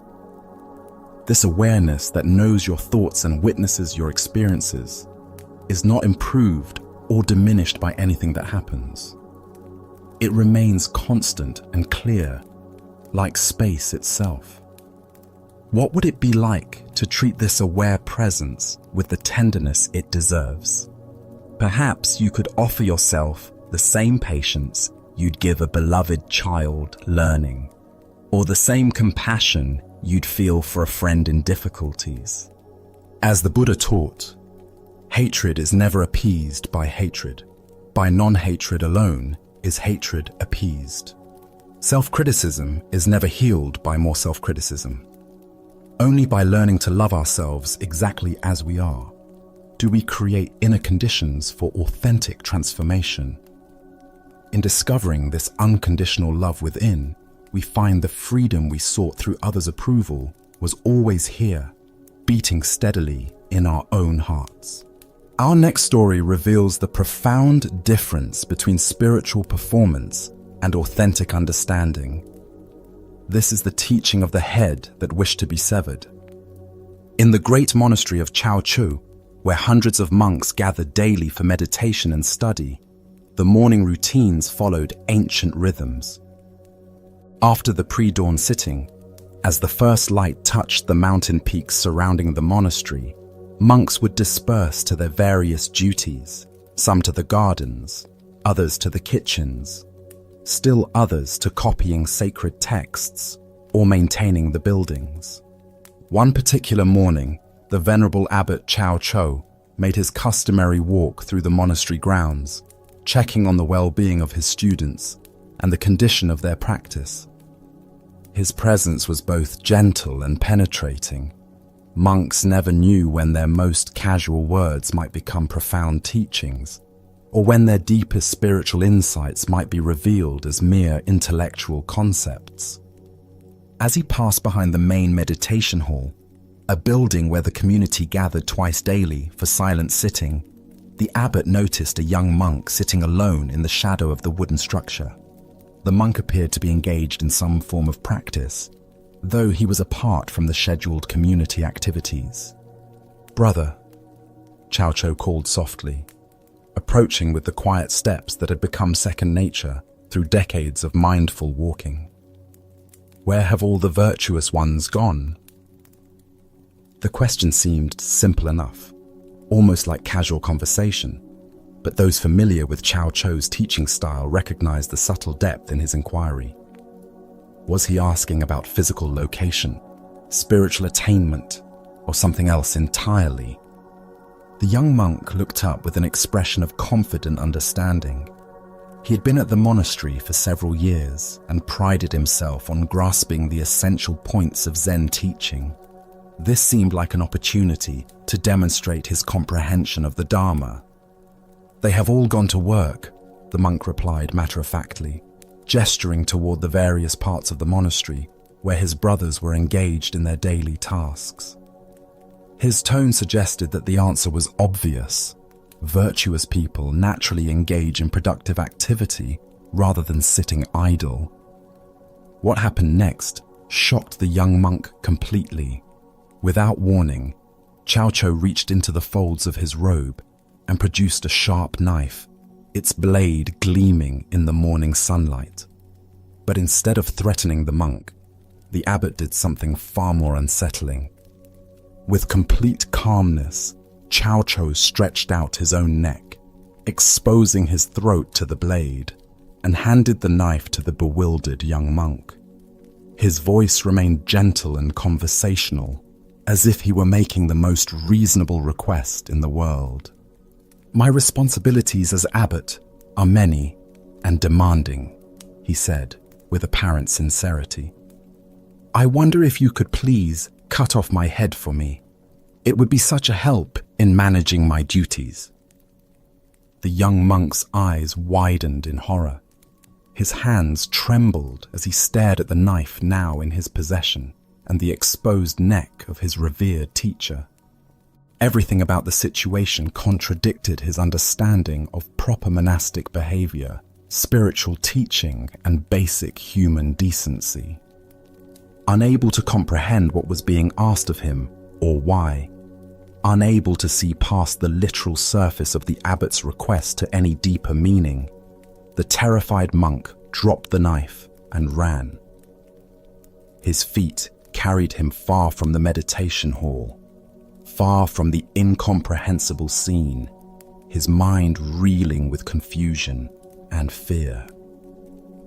Chao Cho calmly picked up the fallen knife, tucked it back into his robe, and continued his morning walk with the same peaceful demeanor he had maintained throughout the entire encounter. As the Buddha observed, It is better to travel well than to arrive. What emerges from this story is a teaching about the vast difference between intellectual understanding and genuine realization. Why do we so often mistake conceptual knowledge for authentic wisdom? Zen Buddhism reveals that our thinking mind loves to collect spiritual ideas and organize them into neat categories, creating the illusion of understanding without the transformative experience of direct insight. The young monk's response, "They have all gone to work," represents the kind of dualistic thinking that separates spiritual practice from ordinary activity. His answer implied that virtue lies in doing productive tasks rather than sitting idly, revealing his assumption that awakened activity and rest exist in opposition to each other. But Chao Cho's teaching cuts much deeper than this surface interpretation. By offering his neck to the knife, he was asking a profound question. If the monk truly understood that all the virtuous ones had gone to work, what work was most essential? If responsibility truly mattered, what was the most compassionate response to suffering? Look deeply at your own spiritual assumptions. How often do we divide life into spiritual activities and mundane ones, important work and trivial tasks, sacred moments and ordinary time? This dualistic thinking keeps us from recognizing that every moment offers opportunities for awakened response. The abbot's gesture points toward the heart of Zen understanding. Genuine compassion sometimes requires actions that transcend conventional thinking. When someone is truly suffering under the burden of responsibility, attachment, or spiritual seeking itself, what is the most loving response? Sometimes it requires cutting through the very thing that seems most precious: our concepts, our roles, even our sense of separate self. Zen master Linji taught, "If you meet the Buddha on the road, kill the Buddha." This famous saying points to the same radical teaching Chao Cho offered. Any fixed idea about enlightenment, any attachment to spiritual roles or concepts, becomes an obstacle to direct realization. True compassion sometimes requires destroying the very thing we think we're trying to protect. The young monk's terror and flight revealed how completely he missed this deeper level of teaching. He remained trapped in literal interpretation, unable to see past the surface of the abbot's words to their transformative invitation. His spiritual understanding, though articulate, remained purely conceptual. Consider your own relationship to spiritual responsibility and helping others. When someone asks for help with their suffering, do we offer concepts and advice, or do we respond from a deeper place of understanding? Are we willing to sacrifice our comfortable spiritual positions to meet others exactly where they are? This ancient wisdom illuminates the difference between talking about virtue and embodying it. The monk could identify where virtuous people go and what they do, but when faced with an opportunity for radical compassion, he fled. His knowledge remained divorced from spontaneous, awakened action. In Zen practice, we cultivate what's called great doubt, a willingness to question even our most cherished spiritual understandings. This doubt isn't cynicism, but openness to discoveries that transcend our current conceptual frameworks. Are we prepared to have our spiritual certainties challenged, even destroyed, if it serves awakening? Tonight, as you encounter opportunities to help others with their burdens, can you sense the difference between offering what you think they need and responding from genuine understanding? Can you feel how true compassion sometimes requires cutting through your own comfortable assumptions about what constitutes appropriate spiritual behavior? Buddha spoke of this when he said, "In caring for others, you care for yourself. In caring for yourself, you care for others." The abbot's offer to sacrifice his own head points toward this non-dual understanding. When we truly see interconnection, the boundaries between self and other, helper and helped, begin to dissolve into spontaneous, compassionate action. Let us keep going on our journey. The following story reveals the difference between helping and holding on. This is the lesson of the two monks and the woman at the river. Two monks were traveling together along a mountain path, making their way to a distant monastery where they planned to continue their studies. Both were dedicated practitioners who had taken strict vows as part of their spiritual training, including a vow to avoid all physical contact with women. This wasn't born from disrespect, but from their understanding that such discipline helped maintain focus on their spiritual development.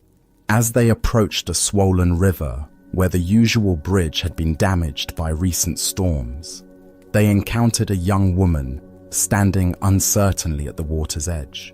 The current was strong and treacherous, filled with debris from the mountain runoff, and she was clearly afraid to attempt crossing alone. "Please, honored monks," she called to them, "could one of you help me cross this dangerous water? I'm not strong enough to make it safely on my own." One of the monks immediately tensed, his mind racing through their monastic rules and the potential complications of this situation. Physical contact with women was explicitly forbidden, and he began formulating explanations for why they couldn't help, perhaps suggestions for alternative solutions that wouldn't require breaking their vows. The other monk, however, took one look at the woman's predicament and the genuine danger she faced, and made a different choice. Without hesitation or lengthy deliberation, he walked to her side and gently lifted her onto his shoulders. He carried her carefully across the treacherous current, ensuring her safety with each step, and set her down gently on the far bank. "Thank you so much," she said gratefully, bowing to both monks before continuing on her way. The two monks resumed their journey, but the atmosphere between them had changed dramatically. The first monk walked in increasingly agitated silence, his mind churning with thoughts about what he had witnessed. As the hours passed, his internal tension grew until finally he could no longer contain his distress. "Brother," he burst out, unable to hold his silence any longer, "I cannot understand your behavior back at the river. Our spiritual training explicitly teaches us to avoid any physical contact with women. Yet you picked that woman up onto your shoulders and carried her across the water. How could you so blatantly violate our sacred vows?" His companion looked at him with gentle surprise and responded with perfect simplicity. "Brother, I set her down on the other side of the river hours ago, but you are still carrying her." Buddha's wisdom teaches us, holding on to anger is like grasping a hot coal with the intent of throwing it at someone else. You are the one who gets burned. This tale unveils the profound difference between compassionate action and mental attachment, between responding to present needs and carrying past events. Why do we often carry situations long after they've ended, replaying scenarios and nursing grievances that only exist in our own minds? Zen Buddhism reveals that much of our suffering comes not from what happens to us, but from our inability to release experiences once they've passed. The first monk's agitation demonstrates how rigid adherence to rules can sometimes conflict with the compassionate spirit that inspired those rules originally. His fellow monk saw a person in danger and responded with immediate kindness, then completely released the incident. But the first monk carried the event for hours, letting it grow heavier with each step. Consider your own tendency to replay past conversations, nurse old grievances, or mentally rehearse scenarios that have already ended. How much of your mental energy goes toward carrying situations that exist now only in memory? The woman crossed the river in minutes, but the monk carried her for hours through his own thoughts. This teaching applies to far more than dramatic violations of rules. We carry harsh words someone spoke years ago, mistakes we made decades past, embarrassing moments that no one else even remembers. Meanwhile, the present moment, rich with possibility and actual experience, goes unnoticed because we're too busy carrying ghosts from the past. In Zen practice, we learn to distinguish between appropriate action and unnecessary attachment. The second monk helped when help was needed, then moved on completely. He didn't dwell on whether he'd made the right choice, worry about others' opinions, or replay the incident endlessly in his mind. Zen master Thich Nhat Hanh taught, thanks to impermanence, everything is possible. The river crossing was impermanent. It began, served its purpose, and ended. Only the first monk's attachment to the event gave it ongoing existence in the form of mental suffering. The Buddha said, "Let go of what has passed. Let go of what may come. Let go of what is happening now. Don't try to figure anything out. Don't try to make anything happen. Relax, right now, and rest."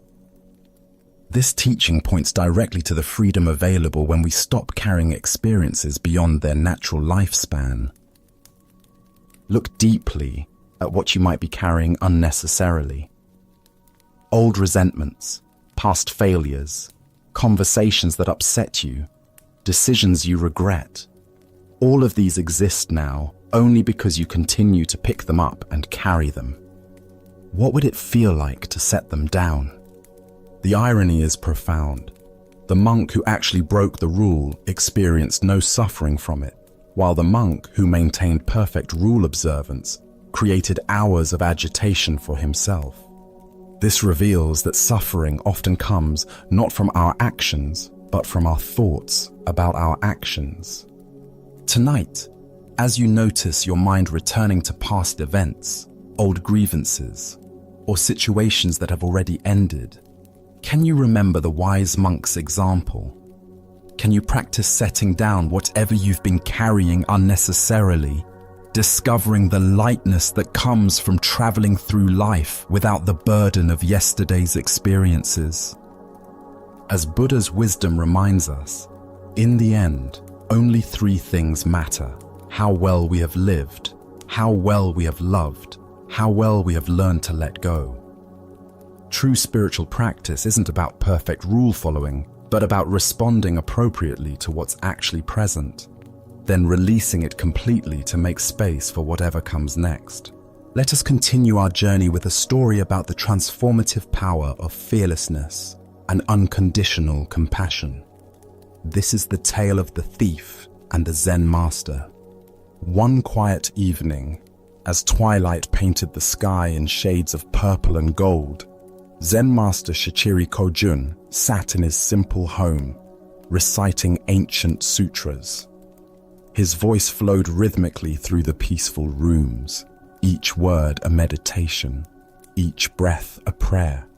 The soft glow of candlelight danced across the walls as he immersed himself completely in the sacred texts, finding deep tranquility in the familiar verses. Suddenly, the serenity was shattered. The front door burst open with a violent crash, and a desperate man entered, brandishing a sharp sword that gleamed menacingly in the candlelight. His eyes were wild with desperation, his clothes dirty and torn, his breathing heavy from running. He had clearly chosen this isolated house because he believed it would be an easy target. A peaceful monk would offer no resistance. "Money or your life?" the thief demanded, his voice trembling with a mixture of fear and aggression. He expected the old man to cower, to plead, to scramble frantically for whatever valuables he might have hidden away. But Shichiri didn't even look up from his sutra book. His voice remained calm and steady as he continued reciting for a moment before pausing to address the intruder. "Please don't disturb my practice," he said, with the same gentle tone he might use to ask someone to close a door. "If you need money, help yourself. It's in that drawer over there." He gestured casually toward a simple wooden chest, then immediately returned to his recitation as if nothing unusual had occurred. The thief stood frozen, his sword still raised, completely bewildered. In all his years of stealing, he had never encountered such a reaction. No fear, no pleading, no anger, just matter-of-fact helpfulness, as if he were a neighbor who had stopped by to borrow something. Shaking his head in confusion, but proceeding with his business, the thief moved to the indicated drawer and began gathering the coins and small valuables he found there. The soft sound of the master's voice continued behind him, reciting sacred words as peacefully as if he were alone. Just as the thief was preparing to leave with his stolen goods, the master's voice called out again. "Wait," Shichiri said, finally looking up from his book. "Please don't take everything. I need some of that money to pay my taxes tomorrow. Leave a little for me, won't you?" The thief stared at him in amazement. Here was a man who was being robbed, calmly negotiating the terms of his own robbery, as if they were conducting normal business. Almost without thinking, the thief returned some of the money to the drawer.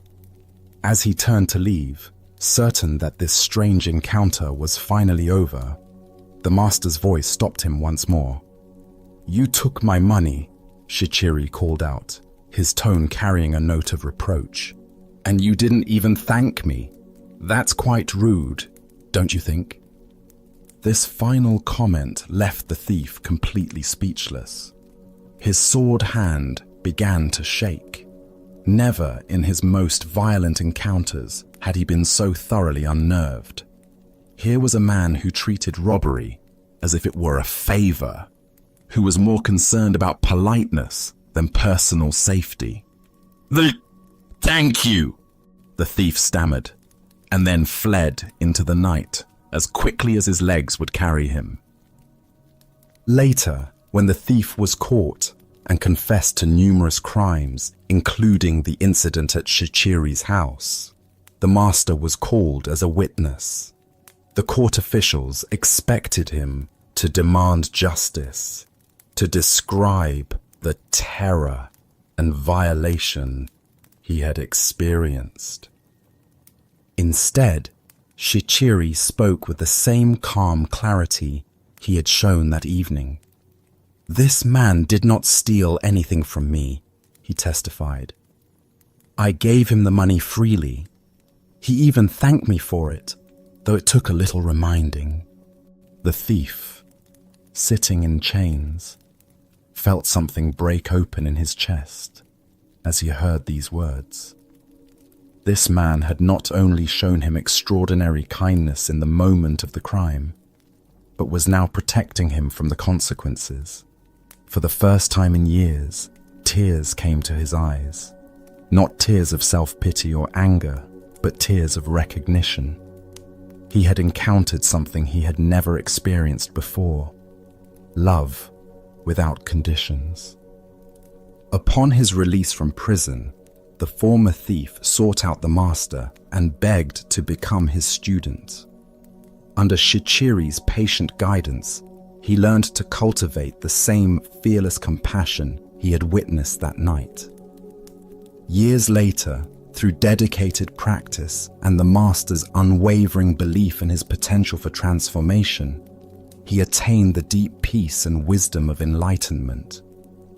As the Buddha observed, hatred does not cease by hatred, but only by love. This is the eternal rule. What emerges from this story is the revolutionary power of meeting violence with absolute peace, responding to taking with giving, and answering fear with love. Why do we instinctively believe that force must be met with force, that aggression requires defensive reaction? Zen Buddhism reveals that this pattern, while natural, often perpetuates the very conflicts it seeks to resolve. When we respond to hostility with hostility, we simply escalate the cycle of suffering. But when we respond with genuine compassion, not passive submission, but active love, we create space for transformation that wouldn't otherwise exist. Look deeply at your own experience. When someone approaches you with anger, criticism, or demand, what is your automatic response? Most of us immediately mobilize our defenses, preparing to protect ourselves through counterattack or withdrawal. But notice what happens in your body and mind during these defensive reactions. Does the tension decrease or increase? Does the conflict resolve or intensify? Shichiri's response demonstrates what Zen calls skillful means, acting from wisdom rather than reflex. His fearlessness didn't come from being unaware of danger, but from understanding something profound about the nature of reality.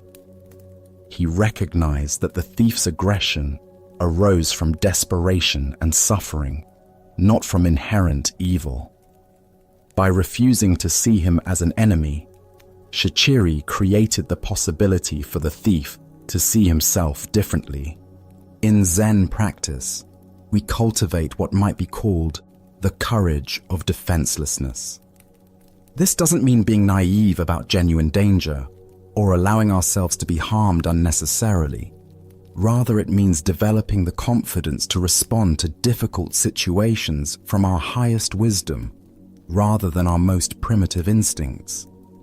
The Buddha taught, in the end, just three things matter: how well we have lived, how well we have loved, how well we have learned to let go. Shichiri embodied all three in his encounter with the thief.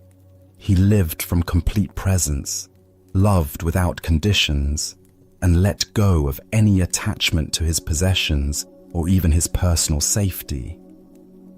Consider the people in your life who challenge you, the difficult colleague, the critical family member, the aggressive driver in traffic. What would it mean to meet their energy with the same kind of fearless compassion Shichiri showed? Not by agreeing with them or submitting to their demands, but by refusing to match their level of reactivity, by staying connected to your own center of peace, regardless of their behavior. Tonight, as you encounter your own moments of tension or conflict, can you remember the master who treated a robber as an honored guest?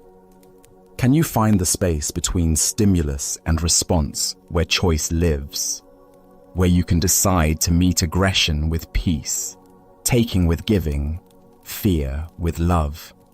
Buddha's wisdom reminds us, better than 1,000 hollow words is one word that brings peace. Sometimes the most powerful response to violence is simply to remain unshakable in our commitment to compassion, knowing that love has a transformative power that force can never match. Let us continue on our journey with a story about the intensity required for genuine spiritual awakening. This is the tale of the drowning lesson. Beside a crystal-clear mountain river, where water flowed over smooth stones with the endless song of moving current, a hermit had established his practice. For years, he had lived in solitude, finding in the rhythm of flowing water and changing seasons a perfect mirror for the movements of his own consciousness. One morning, as golden sunlight filtered through the canopy and the air carried the fresh scent of mountain laurel, a young man approached the hermit's simple dwelling. The seeker had traveled far, his clothing dusty from the journey, his face earnest with spiritual longing. "Master," the young man said, bowing respectfully. "I wish to become your disciple." The hermit looked up from his contemplation, studying the newcomer with eyes that had grown accustomed to reading the subtle signs of genuine versus superficial spiritual interest. "Why?" the hermit replied simply. The young man paused, considering his answer carefully. "Because I want to find God," he said finally, believing this to be the most noble response. What happened next took the seeker completely by surprise. Without warning, the hermit sprang to his feet, grabbed the young man by the scruff of his neck, and dragged him toward the river. Before the stunned visitor could protest, he found himself being pushed into the clear, cold water. The hermit's strong hands forced the young man's head beneath the surface and held him there. Panic set in immediately. The seeker's lungs began to burn as his oxygen depleted. He kicked and struggled with increasing desperation, his arms flailing as he fought to break free. Every second felt like an eternity as his body screamed for air. Nothing existed except the urgent, overwhelming need to breathe. After what seemed like a lifetime but was probably only a minute, the hermit finally pulled the gasping young man up out of the water. The seeker coughed violently, water streaming from his nose and mouth as he struggled to fill his lungs with precious air. His entire body shook from cold, shock, and the aftermath of near drowning. When his breathing finally normalized, the hermit spoke again, his voice carrying a different quality, still gentle, but charged with unmistakable intensity. "Tell me," he said, watching the young man's face carefully, "what did you want most of all when you were underwater?" The answer came without hesitation, raw and honest. "Air." The hermit nodded slowly, satisfied that his lesson had found its mark. "Very well," he said. "Go home and come back to me when you want God as much as you just wanted air." Without another word, the hermit turned and walked back to his place of meditation, leaving the dripping, shaken young man to contemplate the profound teaching he had just received. Buddha's wisdom reminds us, thousands of candles can be lighted from a single candle, and the life of the candle will not be shortened. Yet this wisdom must be ignited by genuine spiritual fire, not merely intellectual interest. The hermit's dramatic teaching illuminates the difference between casual spiritual curiosity and the total commitment that authentic awakening requires. What emerges from this story is recognition that spiritual seeking demands the same intensity and urgency we naturally bring to physical survival.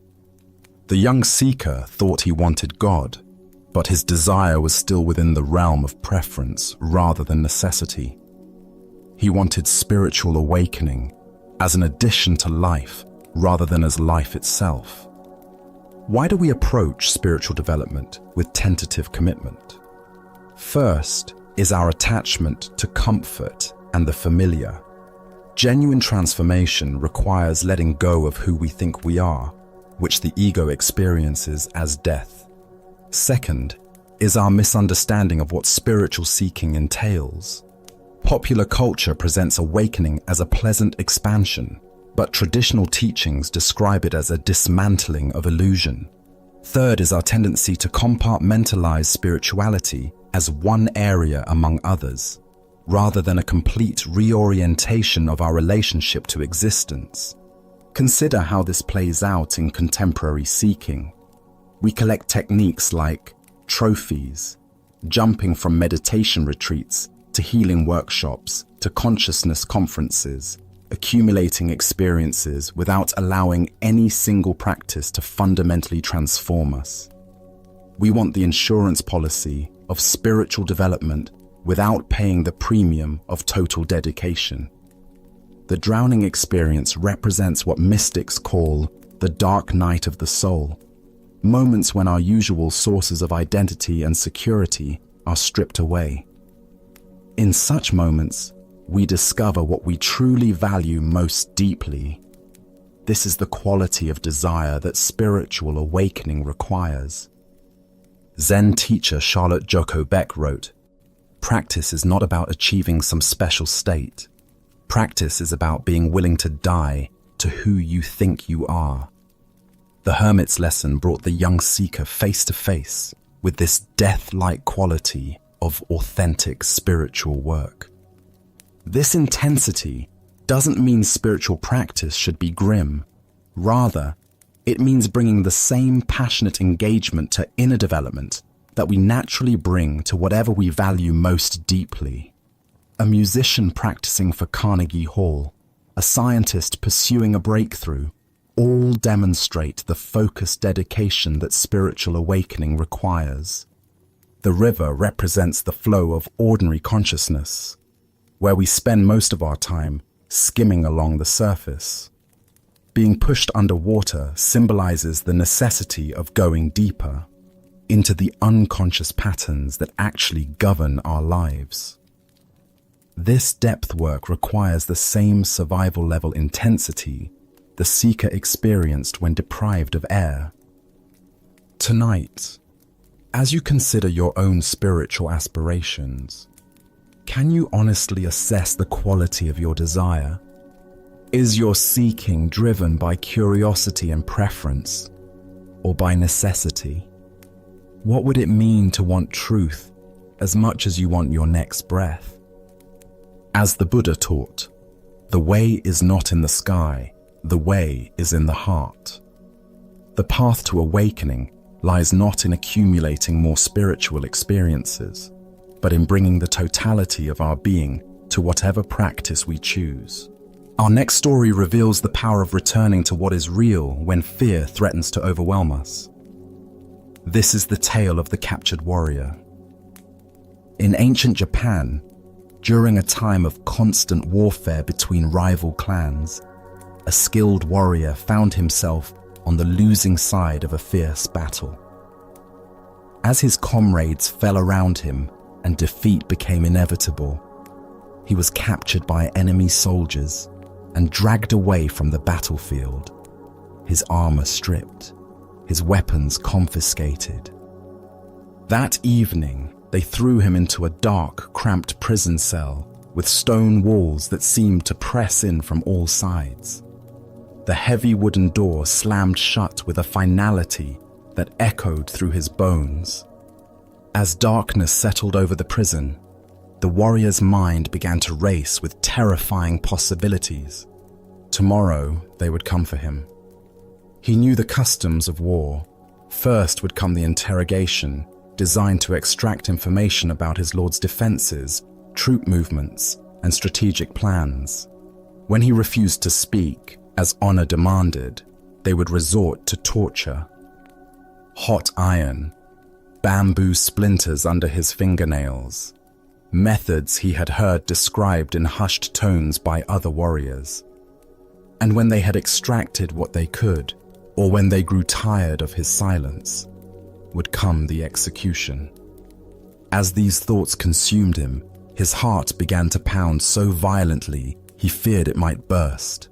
His breathing became shallow and rapid. Sweat beaded on his forehead despite the cool night air. Sleep seemed impossible as his mind conjured increasingly vivid scenarios of tomorrow's suffering. Hours passed in this torment. The warrior paced his small cell, sat against the cold stone wall, lay on the straw-covered floor. Nothing brought relief from the visions of impending doom that played repeatedly in his mind like a terrible dream he couldn't escape. Then, in the depths of his despair, he remembered the gentle voice of his Zen master back at the monastery where he had studied before becoming a warrior. The old teacher's words came to him as clearly as if the master were sitting beside him in the cell. Tomorrow is not real. It is an illusion. The only reality is now. At first, the warrior's frightened mind resisted these words. How could tomorrow be an illusion when the threats were so concrete, so inevitable? But as he sat quietly and allowed the teaching to penetrate deeper, something began to shift. He noticed his breathing. In this moment, he was breathing freely. He felt the straw beneath him, rough, but not uncomfortable. He heard the sound of wind moving through the trees outside his window, a sound that spoke of the natural world, continuing its ancient rhythms regardless of human conflict. In this moment, he was not being tortured. In this moment, he was not dying. In this moment, there was simply a man sitting in a cell, alive and aware. The terrors that had seemed so overwhelming moments before revealed themselves to be nothing more than thoughts about a future that existed only in his imagination. As this understanding deepened, a profound peace settled over the warrior. His breathing slowed and deepened. His racing heart found a steady rhythm. For the first time since his capture, he smiled. The master's wisdom had freed him from a prison far more confining than the stone walls around him, the prison of anxious thoughts about tomorrow. Within minutes, the warrior fell into a deep, peaceful sleep. The Buddha once said, "If you want to know your past, look at your present condition. If you want to know your future, look at your present actions." This ancient wisdom illuminates the profound truth the warrior discovered in his cell. The only moment in which we ever actually live is this one. Why do we torture ourselves with endless scenarios about the future? Zen Buddhism explains that our minds evolved as survival mechanisms, constantly scanning for threats and planning for protection. While this capacity serves us in genuine emergencies, it becomes a source of suffering when we mistake mental projections for reality. Look deeply at your own experience. How much of your anxiety stems from vivid imaginings of future scenarios that may never occur? The presentation you're worried about, the medical test results you're awaiting, the difficult conversation you need to have. These situations exist primarily in thought, not in present reality. The warrior's teaching shows us that we can acknowledge future challenges without being consumed by them. Planning and preparation have their place, but when they transform into obsessive worry, they rob us of peace and clarity.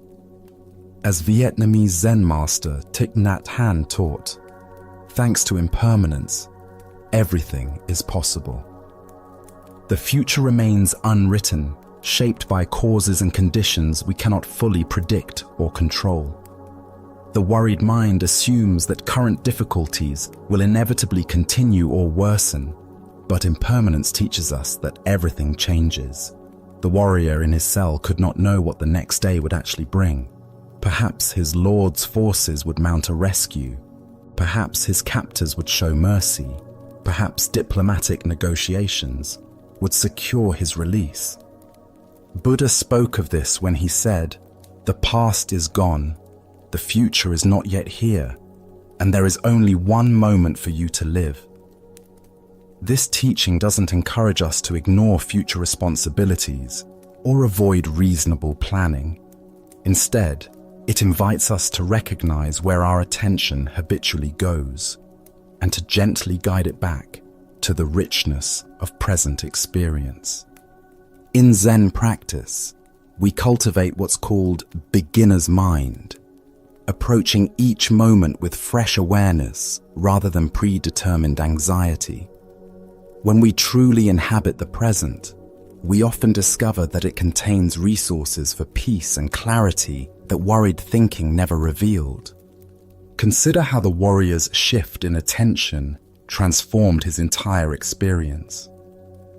The same cell, the same uncertain future, but by returning to present moment awareness, suffering transformed into peace. This transformation is available to us in every moment of anxiety or fear. Tonight, as you notice your mind creating stories about tomorrow's challenges, remember the captured warrior and his master's wisdom. What is actually happening right now? What simple experiences, breathing, sitting, the temperature of the air, are available to anchor you in reality rather than imagination? As the Buddha taught, do not dwell in the past, do not dream of the future, concentrate the mind on the present moment. In this teaching lies the key to the warrior's prison and our own. As we continue our journey, let us now turn to a story about acceptance and the art of contentment. This is the shepherd's wisdom. Along a dusty mountain road where wildflowers dotted the hillsides, a weary traveler encountered a shepherd tending his flock. The morning sun climbed steadily higher, and clouds gathered on the horizon, creating an uncertain sky that could promise either gentle rain or scorching heat. The shepherd sat peacefully on a smooth boulder, watching his sheep graze contentedly among wild grasses. His face bore the calm expression of one who had spent countless seasons under open sky, learning lessons that only nature can teach. There was something in his demeanor, a quality of unshakable serenity that drew the traveler's attention. "Good morning, friend," the traveler called out, wiping sweat from his brow. "What kind of weather are we going to have today?" The shepherd looked up with eyes that held mountain stream clarity and smiled with genuine warmth. "The kind of weather I like," he replied simply, as if this were the most obvious answer in the world. The traveler paused, confused. He had expected a practical forecast that would help him plan his day. Instead, he received what seemed like circular logic, offering no useful information. "How do you know it will be the kind of weather you like?" the traveler pressed, his voice carrying frustration mixed with curiosity. The shepherd's smile deepened, and he gestured toward the vast sky above them, where clouds and clear patches moved in their eternal dance. "Having found out, sir, that I cannot always get what I like," he said, with the patience of one who had learned life's most essential lesson. "I have learned to always like what I get, so I am quite sure we will have the kind of weather I like." The traveler stood in silence, the profound simplicity of this wisdom settling into his understanding, like seeds finding fertile ground. Here was a man who had discovered something that all the weather predictions in the world could not provide: complete freedom from the anxiety of uncertainty. As the Buddha observed, attachment is the root of suffering.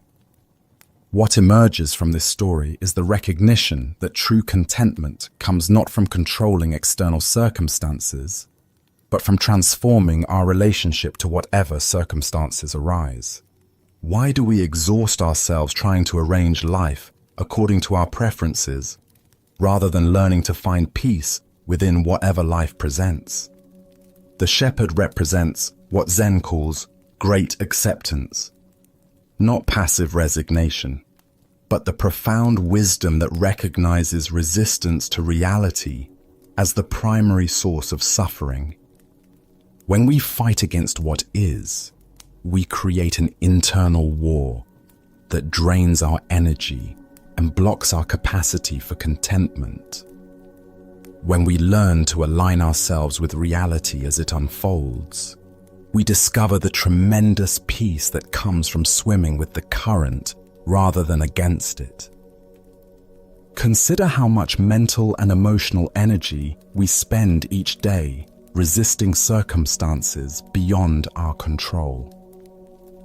Traffic jams, weather that doesn't match our plans, people who don't behave as we think they should. Each resistance creates a small contraction in our awareness, a tiny rebellion against reality that accumulates into chronic dissatisfaction. The shepherd's approach doesn't mean becoming passive or ceasing to have preferences. We can still hope for sunny days while fully accepting rainy ones. We can work toward goals while finding peace when outcomes differ from expectations. The key lies in holding our preferences lightly rather than allowing them to determine our contentment. Zen Master Seng Tsan wrote, "The great way is not difficult for those who have no preferences." This doesn't suggest eliminating all desires, but rather not allowing those desires to become demands that reality must fulfill for us to be okay. Look deeply at your own patterns of resistance. How often do you find yourself arguing with reality, wishing circumstances were different, or believing you'll be content when things change? This tension is optional, not because you should suppress your desires, but because you can learn to hold them more skillfully. The Buddha taught that attachment doesn't mean caring deeply about things. It means making our inner peace conditional on external circumstances, arranging themselves according to our specifications. The shepherd cares about his flock and appreciates comfort, but his fundamental contentment doesn't depend on any particular outcome. Tonight, as you reflect on the day's experiences, both pleasant and challenging, can you find the shepherd's secret within your own awareness? What if contentment isn't waiting for better circumstances, but is available right now through a shift in perspective? As the Buddha taught, happiness does not depend on what you have or who you are. It solely relies on what you think. The shepherd discovered that when we stop demanding that life conform to our expectations, we find the freedom to enjoy life exactly as it presents itself. Now let us explore a story about the power of belief and the destiny we create through faith itself. This is the tale of the general and the coin that revealed truth. A Japanese general faced an impossible situation. His army was greatly outnumbered by enemy forces. The terrain favored his opponents, and by every conventional measure of military strategy, the coming battle should result in devastating defeat. Yet something deep within him remained convinced that victory was possible. Perhaps it was intuition, perhaps it was desperate hope, but he felt certain that his cause was just, and his troops, though fewer in number, possessed a fighting spirit that could overcome the odds. The problem was his soldiers. They could count as well as he could, and they had eyes to see the massive force arrayed against them. Fear rippled through their ranks like a contagion. Doubt clouded their faces. Whispered conversations filled with pessimism spread through the camp, and the general could sense that their morale was crumbling before the battle had even begun. He knew that an army convinced of its own defeat would indeed be defeated, regardless of any other factors. Technical skill, superior weapons, even numerical advantage means nothing when soldiers have already surrendered in their hearts. But an army that truly believed in its victory could accomplish seemingly impossible things through the sheer force of that conviction. On the morning of the battle, as they marched toward their destiny, the general led his troops to a small religious shrine that stood beside the road. This was a place where countless warriors had stopped over the centuries to pray before facing uncertain fate. The general gathered his men around him and led them in earnest prayer, asking for divine blessing and protection in the coming fight. When the prayers were finished, the general reached into his pocket and withdrew a simple coin. He held it high so that every soldier could see it clearly. "My brothers," he called out, his voice carrying across the assembled ranks, "we have prayed, and now we will let heaven itself reveal our destiny. I will toss this coin into the air. If it lands heads, we are fated to win this battle. If it lands tails, we are destined to lose. Let us discover what the gods have decided for us." The soldiers pressed closer, their breathing shallow with anticipation. Everything seemed to depend on this single moment, this one flip of metals spinning through the morning air. The general tossed the coin high, and every eye followed its arc as it rose, hung suspended for an instant against the sky, then fell back, down to earth. The coin landed and lay still in the dust. It was heads. A cheer erupted from the troops that could probably be heard for miles. Soldiers who had been grim and fearful moments before now laughed with joy and embraced each other with renewed confidence. The gods had spoken. Victory was assured. Their cause was blessed by heaven itself. Filled with this divine confidence, the soldiers attacked their enemies with such fierce determination and coordinated power that they achieved exactly what the coin had predicted. Against all odds, they won a decisive victory, routing forces much larger than their own and securing a triumph that would be remembered for generations. After the battle, as the general walked among his celebrating troops, his lieutenant approached him with wonder in his eyes. "General," the lieutenant said, "what an incredible thing. The coin revealed our true destiny, just as you said it would. Surely no human power can change what heaven has decreed." "You are absolutely right," the general replied with a knowing smile. He reached into his pocket and withdrew the coin, holding it so his lieutenant could examine it closely. "No one can change destiny." The lieutenant looked at the coin and gasped. Both sides showed heads. The Buddha once said, "All that we are is the result of what we have thought. The mind is everything. What we think, we become." Here we discover the profound truth that destiny is not something that happens to us, but something we create through the power of our own beliefs and expectations. Why do we so readily assume that fate is beyond our influence, when our own minds play such a crucial role in shaping what unfolds? Zen Buddhism teaches that while we cannot control all external circumstances, we have tremendous power over the internal conditions that determine how we respond to whatever arises. The general understood something profound about human psychology and the nature of reality itself. He knew that his soldiers' belief in victory was more important than their numerical disadvantage. He recognized that confidence, determination, and fighting spirit could overcome superior numbers when those qualities were genuinely present. But here's the deeper teaching. The general didn't simply manipulate his troops through deception. He created the conditions that allowed their natural courage and strength to emerge. The soldiers possessed the ability to fight brilliantly all along. They simply needed to believe in themselves and their cause. Consider your own relationship with destiny and possibility. How often do you assume that outcomes are predetermined, that success or failure is beyond your influence? The general's two-headed coin represents the power we all possess to tip the scales in favor of positive outcomes through the quality of our engagement with life. This doesn't mean we can control everything through positive thinking, or that believing in something makes it automatically true.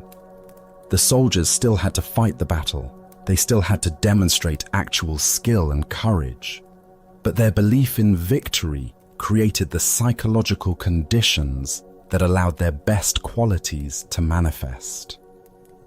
In Zen practice, we learn to work skillfully with both effort and surrender, both intention and acceptance. We recognize that while we cannot dictate specific outcomes, we can profoundly influence the energy and attention we bring to any situation. This quality of engagement often determines whether we experience success or failure, regardless of external circumstances. Zen master Huang Po taught, "The foolish reject what they see, not what they think. The wise reject what they think, not what they see. The general was wise enough to see that his soldiers' thoughts about the battle were more influential than their thoughts about their numerical disadvantage. He worked with the reality of psychology rather than fighting against it. Look deeply at the various challenges and opportunities in your own life. Where might you be carrying a tails mentality, assuming defeat before you fully engaged, focusing on obstacles rather than possibilities, letting fear determine your level of effort? And where might you need to create your own two-headed coin, a practice or perspective that consistently orients you toward positive engagement regardless of circumstances? The Buddha taught, "We are what we think. All that we are arises with our thoughts. With our thoughts, we make the world." This isn't magical thinking, but recognition of the creative power of consciousness itself. When we approach situations with genuine confidence, clarity, and commitment, we often discover capabilities we didn't know we possessed. Tonight, as you consider the battles you're facing and the outcomes you're hoping for, can you find your own version of the general's wisdom? Can you create internal conditions that support your highest possibilities rather than your deepest fears? Can you recognize that while you cannot control destiny, you have profound influence over the beliefs and attitudes that shape how destiny unfolds through you? Buddha's wisdom reminds us, thousands of candles can be lighted from a single candle, and the life of the candle will not be shortened. Happiness never decreases by being shared. The general's confidence lit the flame of belief in every soldier's heart. Sometimes the most powerful thing we can do is create the conditions that allow others and ourselves to discover the strength that was there all along. Our next story reveals how liberation comes not from achieving something new, but from recognizing what was never born and can never die. This is the teaching of freedom from birth and death. In a quiet monastery garden where cherry blossoms drifted on the spring breeze, a dedicated student named Goshu approached the wise Zen master Yue.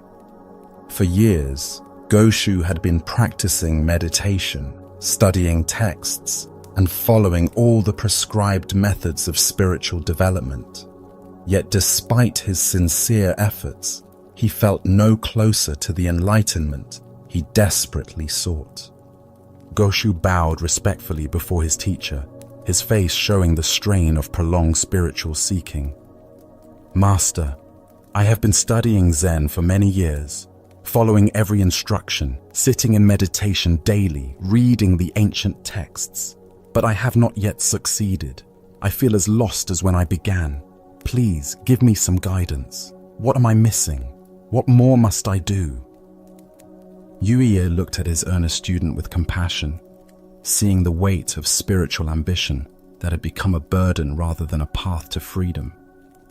He understood that Goshu's very effort to achieve enlightenment had become the obstacle to recognizing his inherent awakeness. "There is no secret trick to Zen study," Yue said simply. "It's just a matter of freedom from birth and death." Goshu's brow furrowed with confusion.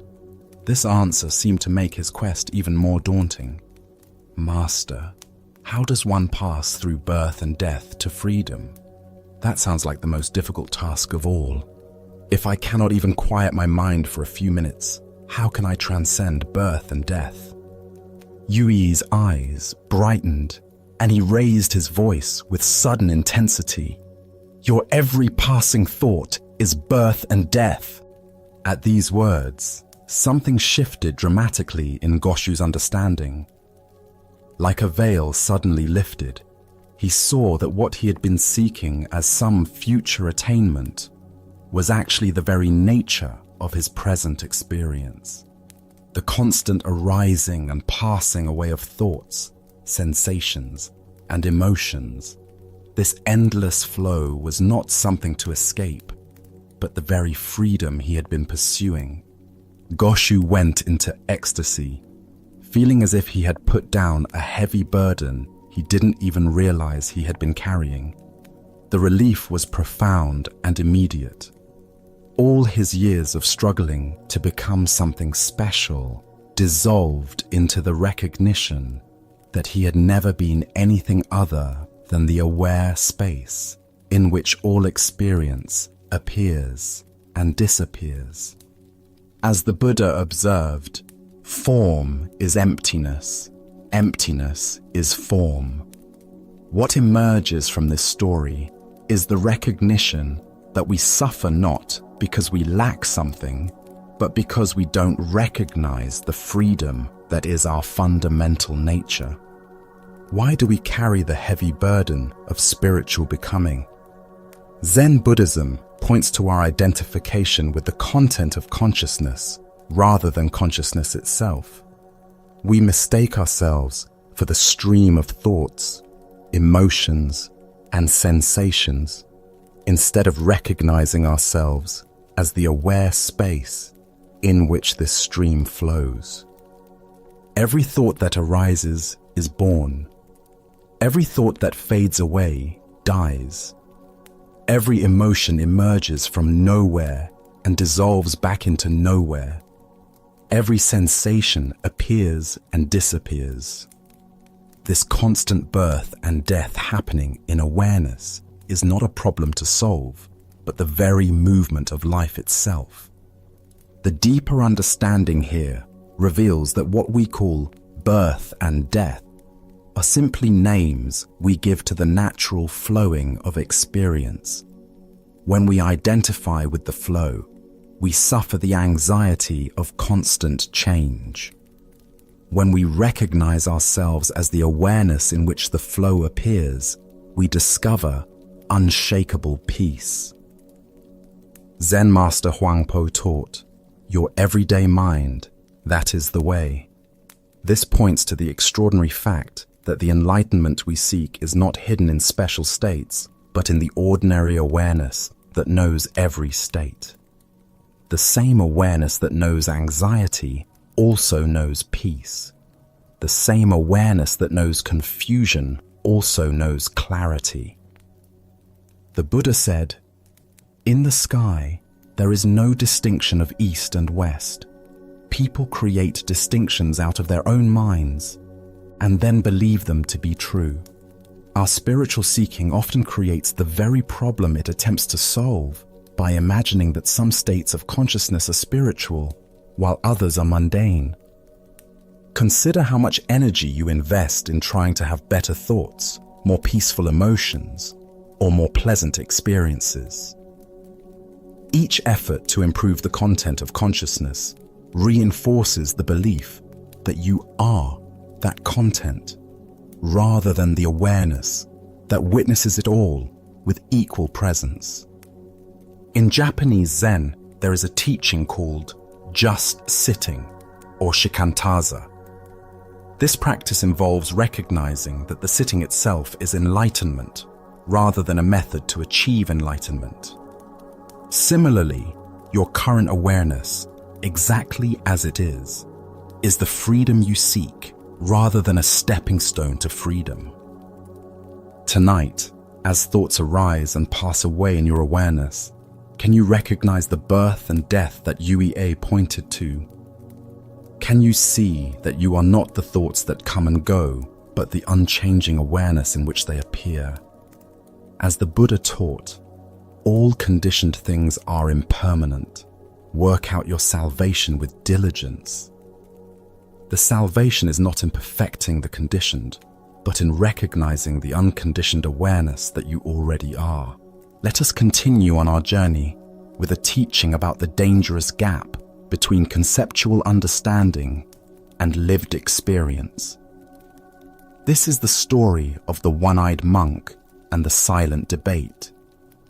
In ancient China, when traveling monks wandered from monastery to monastery seeking teachings and testing their understanding, a particular custom had developed among Zen communities. Before a wandering monk could receive lodging for the night, he had to engage in what was called Dharma combat, with either the abbot or a designated representative. This wasn't physical fighting, but a contest of spiritual wit and understanding, where profound questions and paradoxical answers revealed the depth of each participant's realization. At one renowned monastery nestled in bamboo forests, a travel-worn monk arrived as evening shadows began to lengthen across the courtyards. His robes were dusty from mountain paths, his straw sandals worn thin, but his eyes carried the alert brightness of someone genuinely seeking deeper understanding. The abbot, busy with evening duties, assigned his personal attendant to conduct the traditional Dharma encounter. This attendant had served the monastery faithfully for many years, though he possessed what others might consider a disadvantage. He had lost one eye in an accident during his youth. Despite this physical limitation, or perhaps because of the clarity it had brought to his inner vision, he had developed profound insight into the Buddha's teachings. When the two monks met in the monastery's formal reception hall, the traveling monk proposed something unusual. "Let us engage in silent debate," he suggested, gesturing with his hands to indicate they would communicate through gestures alone rather than words. Sometimes the deepest truths transcend language altogether. The attendant nodded agreement, and they began their wordless exchange. The wayfarer raised one finger toward the ceiling, holding it steady with an expression of calm confidence. Without hesitation, the attendant responded by raising two fingers. The traveling monk, seeming pleased by this response, then raised 3 fingers. At this, the attendant surprised him by making a tight fist and holding it firmly in the space between them. The traveling monk's confident expression faltered. For a moment, he stared at the clenched fist, his face showing confusion and something approaching alarm. Then, without attempting any further gestures, he bowed quickly and left the hall. Soon afterward, he found the abbot and spoke with obvious respect and disappointment. "Venerable Sir, your representative is far too advanced for me. I must continue my journey rather than presume to stay in your monastery tonight." The abbot raised his eyebrows with interest. "Please, tell me what transpired in your exchange." "Well," the traveler explained earnestly, "I began by holding up one finger to symbolize the Buddha, the awakened one who showed us the path to enlightenment.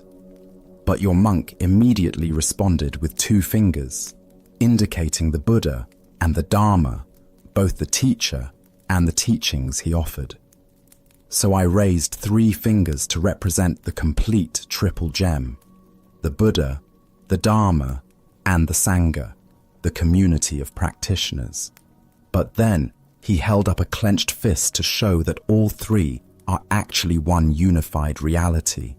His understanding is clearly beyond mine, so I must seek instruction elsewhere before I could be worthy of staying here." The abbot listened to this interpretation with growing surprise, for he knew his attendant's character well. As the traveling monk departed into the gathering dusk, the attendant himself appeared, visibly agitated and breathing hard from running. "Where is that insolent rascal?"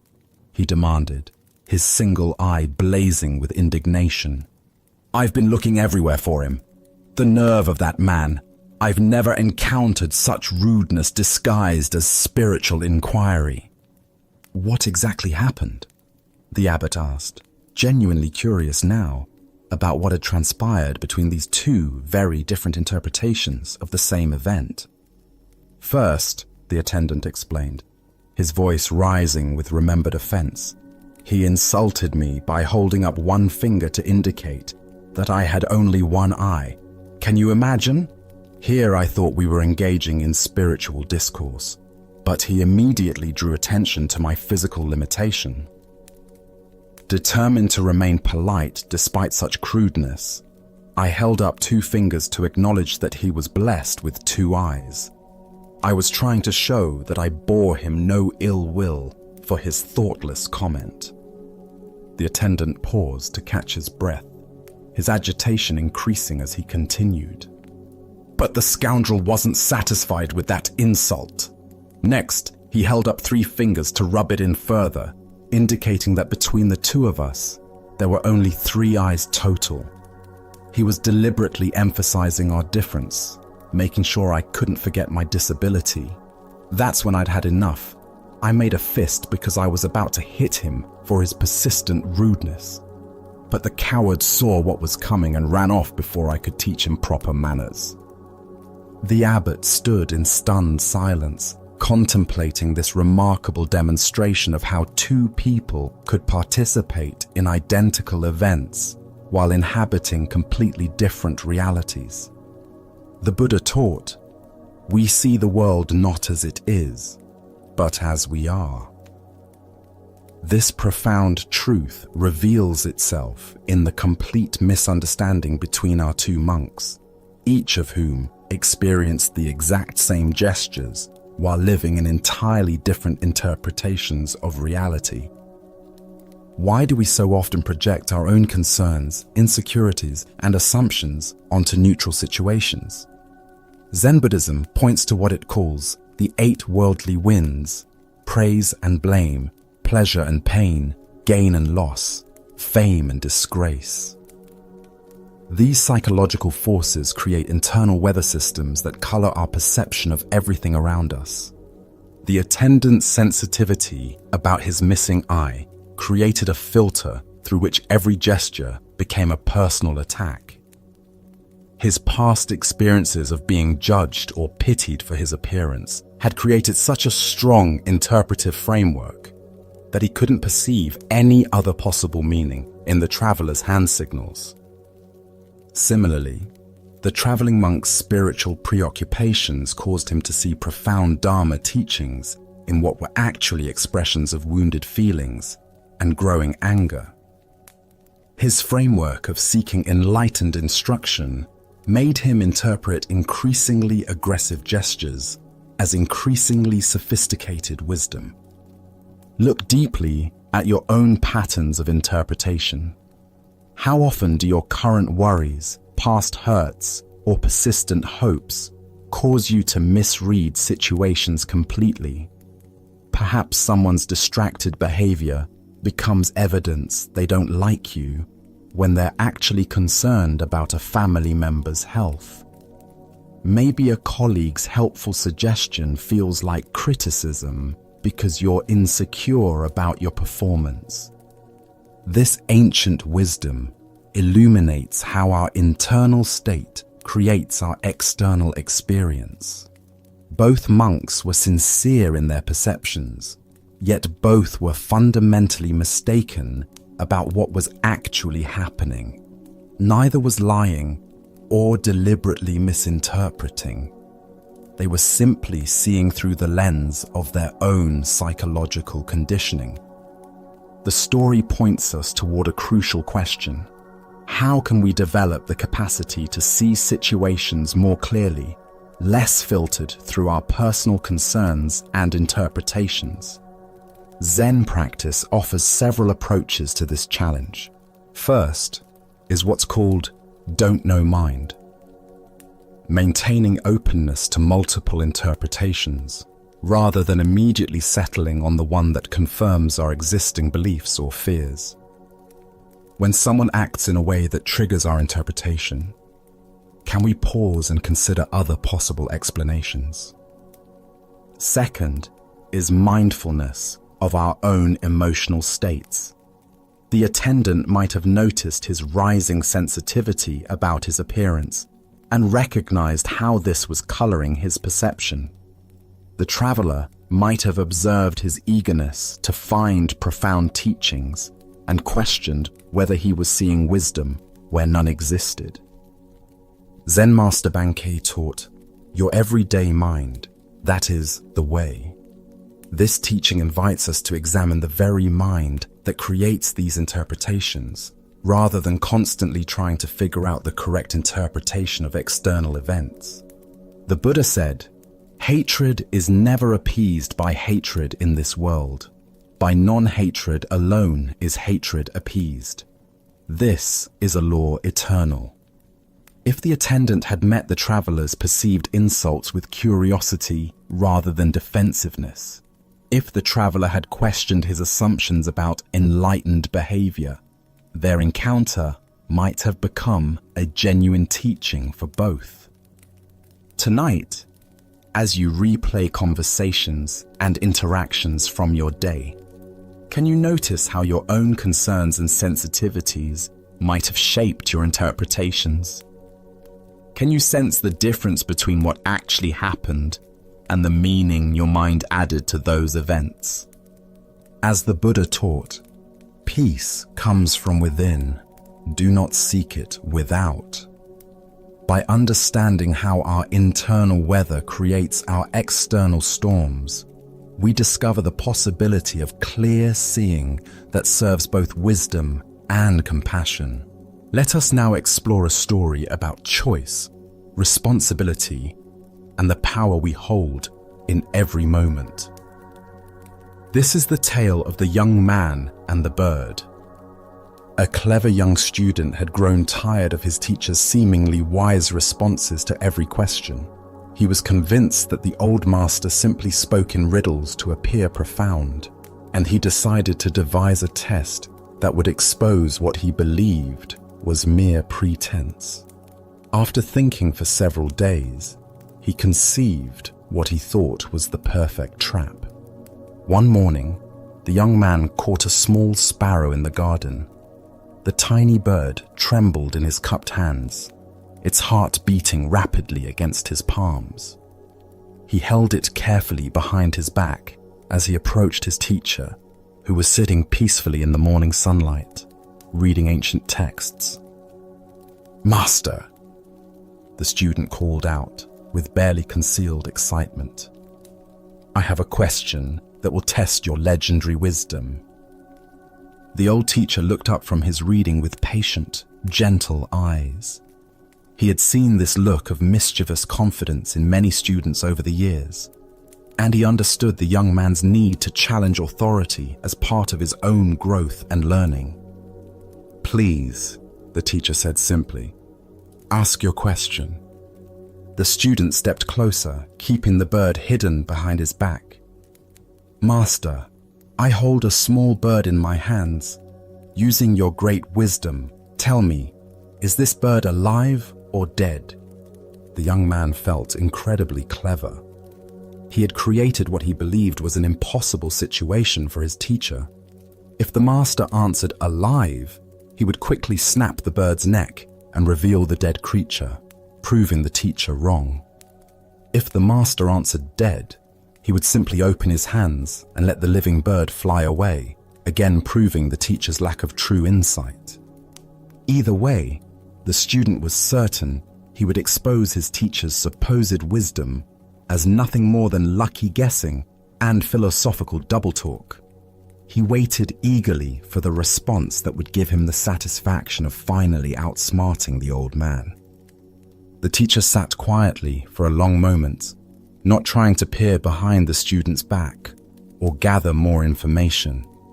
His eyes seemed to look not at the student, but through him, as if perceiving something far deeper than the simple trick being attempted. Finally, with a gentle smile that held both compassion and understanding, the master spoke. "The answer, my young friend, is in your hands." The student stood frozen, his mouth hanging open slightly. In 3 simple words, his elaborate trap had been completely dismantled. The teacher hadn't fallen for either option of the false dilemma. Instead, he had pointed to something far more profound: the fundamental truth that the student himself held the power to determine the outcome. The young man looked down at his hands, still cupped behind his back, feeling the tiny bird's rapid heartbeat against his palms. He realized with startling clarity that the master was right. The bird's fate had never depended on the teacher's answer or supposed wisdom. It had always been entirely in the student's control. More than that, he began to understand that this was true about far more than just this moment. The power to choose life or death, creation or destruction, compassion or cruelty, all of it was always in his hands, in every situation, every day. Slowly, the young man brought his hands forward and opened them. The small bird sat still for just a moment, as if gathering itself, then spread its wings and flew into the blue sky, disappearing among the trees. Buddha's wisdom teaches us, we are what we think. All that we are arises with our thoughts. With our thoughts, we make the world. This ancient wisdom illuminates the profound responsibility that comes with conscious choice and the recognition that we are always the architects of our own experience. Why do we so often look outside ourselves for answers that can only be found within? Zen Buddhism points to our tendency to seek authority figures who will tell us what to do, what to think, what to choose. But the deepest teaching is that true wisdom cannot be given from one person to another. It can only be discovered through our own conscious engagement with life. The student's question seemed to be about the teacher's insight, but it was actually about his own power. He was so focused on proving the master wrong that he almost missed the profound truth being offered, that every moment presents us with choices that shape not only our immediate circumstances, but our character and destiny. Consider your own daily decisions, both large and small. How often do you wait for someone else to tell you what the right choice is? How frequently do you seek permission, approval, or guidance for decisions that ultimately rest entirely in your own hands? The young man's bird represents all the power we hold, but sometimes fail to recognize. In our relationships, careers, and spiritual development, we constantly face moments where we hold something precious in our hands, the well-being of others, our own integrity, opportunities for growth or destruction. The outcome depends not on external circumstances or other people's wisdom, but on what we choose to do with the power we possess. The master's response reveals something crucial about authentic teaching. True teachers don't give answers. They point us back to our own capacity for wisdom. They help us recognize the choices we're already making and the power we already possess, rather than encouraging dependence on their authority. Zen teacher Charlotte Joko Beck said, "We are always in choice, even when we think we're not." The bird in the student's hands represents all the moments when we convince ourselves we have no options, no power, no responsibility. But consciousness always involves choice, and choice always involves responsibility. Look deeply at a current challenge in your life. Where are you waiting for someone else to provide answers, solutions, or direction? What would change if you fully recognize that the power to shape the outcome is already in your hands? This doesn't mean you have control over all external circumstances, but you always have choice about how you respond. The Buddha taught, the mind is everything. What you think, you become. Every thought, every intention, every action is like the student's choice with the bird, an opportunity to create life or death, beauty or suffering, wisdom or ignorance. The answer is always in our hands. Tonight, as you consider the various situations in your life where you seek guidance or feel powerless, can you sense the truth the Master was pointing to? Can you feel the weight of the choices you carry every day, not as a burden, but as the fundamental dignity of conscious existence? As the Buddha observed, No one saves us but ourselves. No one can and no one may. We ourselves must walk the path. The bird flies free, not because of the teacher's wisdom, but because of the student's choice. In recognizing our own power to choose life over death, compassion over cruelty, truth over deception, we discover that the answer to every important question has always been in our hands. Let us now turn to a tale about the courage to trust life's current. This is the story of the Crystal River. In the depths of a great crystal river, where water flowed clear as mountain air, there lived an entire village of small creatures. The river's current moved above them like a gentle breath, carrying the wisdom of countless springs and distant seas. Young and old, rich and poor, all made their home along the sandy bottom, each creature grasping tightly to stones, branches, and roots. For generations, clinging had been their way of survival. Every creature learned from birth to wrap their appendages around river rocks and fallen wood. "Hold on," the elders would say. "The current is dangerous. It will sweep you away to places unknown. Safety lies in staying exactly where you are." But one small creature grew weary of this endless grasping. Day after day, he watched the current flow overhead, seeing how it moved with such purpose and grace. While his neighbors complained about the effort required to maintain their grip, he found himself wondering what it might feel like to trust that flowing water. "I am tired of clinging," he announced one morning. "Though I cannot see where it leads, I trust that the current knows its destination. I shall let go and allow it to carry me where it will, for I fear that if I continue clinging, I shall die of boredom before I ever truly live." The other creatures gasped in horror.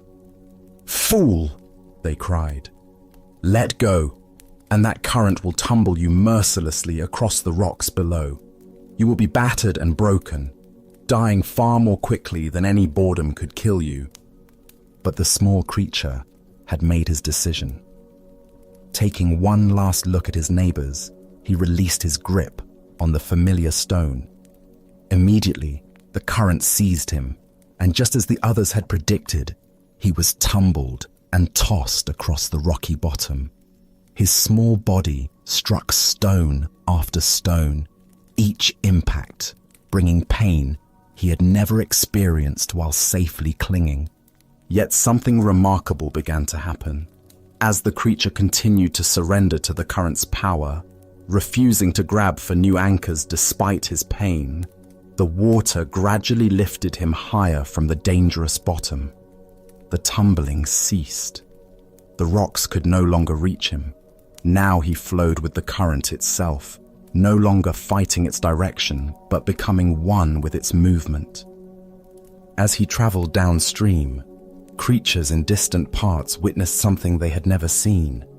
Here was one of their own kind, yet he appeared to be flying through the water, moving with the elegant power of the current itself. "See a miracle!" they called out.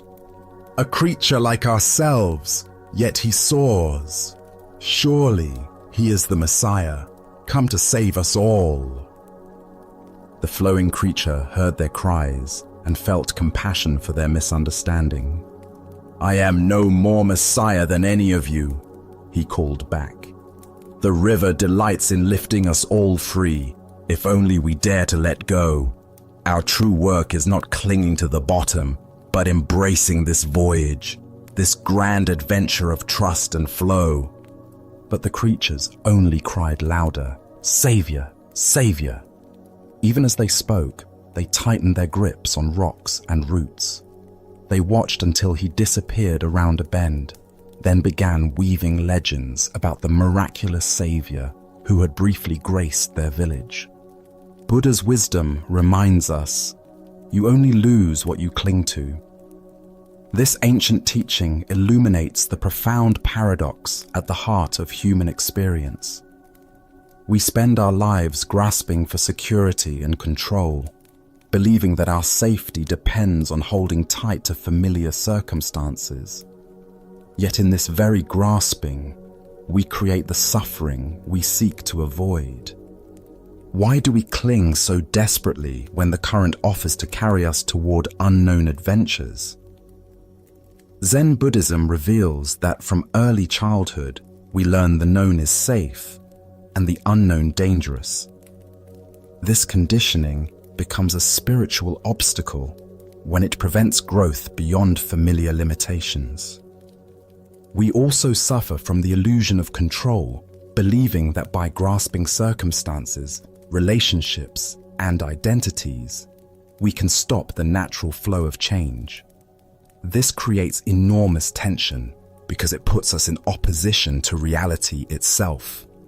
Life is constant movement, and when we resist this truth, we exhaust ourselves fighting currents far more powerful than our individual will. Consider the areas of your life where you find yourself clinging.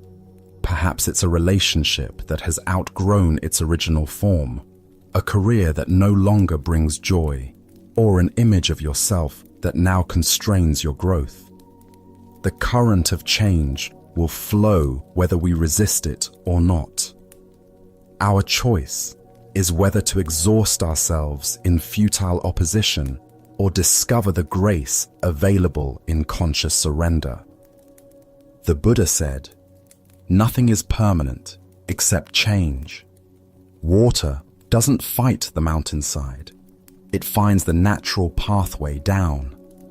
When we learn to move with life's current rather than against it, we discover effortless effectiveness that rigid resistance can never achieve. Tonight, as you rest in this moment's stillness, what might you be ready to release? Perhaps it's a worry about tomorrow's challenges, a resentment from yesterday's disappointments, or a way of defining yourself that has grown too small. Can you feel into the current of this moment's aliveness and trust its direction? As the Buddha taught, let go of what has passed. Let go of what may come. Let go of what is happening now. Relax right now and rest. In this trust, we discover that the current we feared would destroy us is actually the very force that can carry us home to our true nature. Tonight, as we gently draw our time together to a close, can you feel how the calm you've discovered isn't something you've gained from outside yourself, but rather something you've simply remembered was already there? Can you sense that the deep tranquility you've experienced tonight doesn't live only in these teachings, but rests quietly within your own awareness, patiently waiting for you to notice it? The Buddha reminded us, what we think, we become. As you reflect on these words, recognize that serenity and understanding don't require perfect conditions or extraordinary experiences. They flow naturally from your own mind and heart, available to you in any moment you choose to turn inward. Each story we've shared tonight has carried the same essential message, woven through different voices and circumstances, that our struggles lighten when we stop fighting so hard, that genuine freedom comes when we learn to hold things lightly, and that lasting calm appears when we see through our mental habits and automatic reactions. Even when your thoughts wander tomorrow, even when life feels overwhelming again, the insights you've gathered tonight have taken root in your understanding, ready to steady you whenever need them most. As you settle into rest, Notice that these timeless lessons haven't shown you a complicated journey to somewhere else. They've simply reminded you how to be fully here, completely present in this very moment. In the stillness that surrounds you now, feel how naturally your perspective has softened, how easily your breathing has deepened, and how peacefully your mind can rest when you're not asking it to do anything at all. These ancient wisdoms point to something beautifully simple, that clarity isn't hidden in distant places or complex practices. It lives in the straightforward act of paying attention, of being awake to what's actually happening right now. Tonight, you've touched that simplicity, a truth that reveals itself whenever we pause our rushing and really listen. As you transition from this quiet space back into your everyday world, take with you not just the words you've heard, but the spacious awareness they've awakened. Let this understanding be your companion, offering guidance and comfort through whatever comes your way. Remember that this peace isn't fragile or temporary. It's as natural as breathing, as reliable as your own capacity to be present. You haven't learned something new tonight so much as you've remembered something true. Thank you for sharing this journey with us at Sleepy Monk. Sleep well.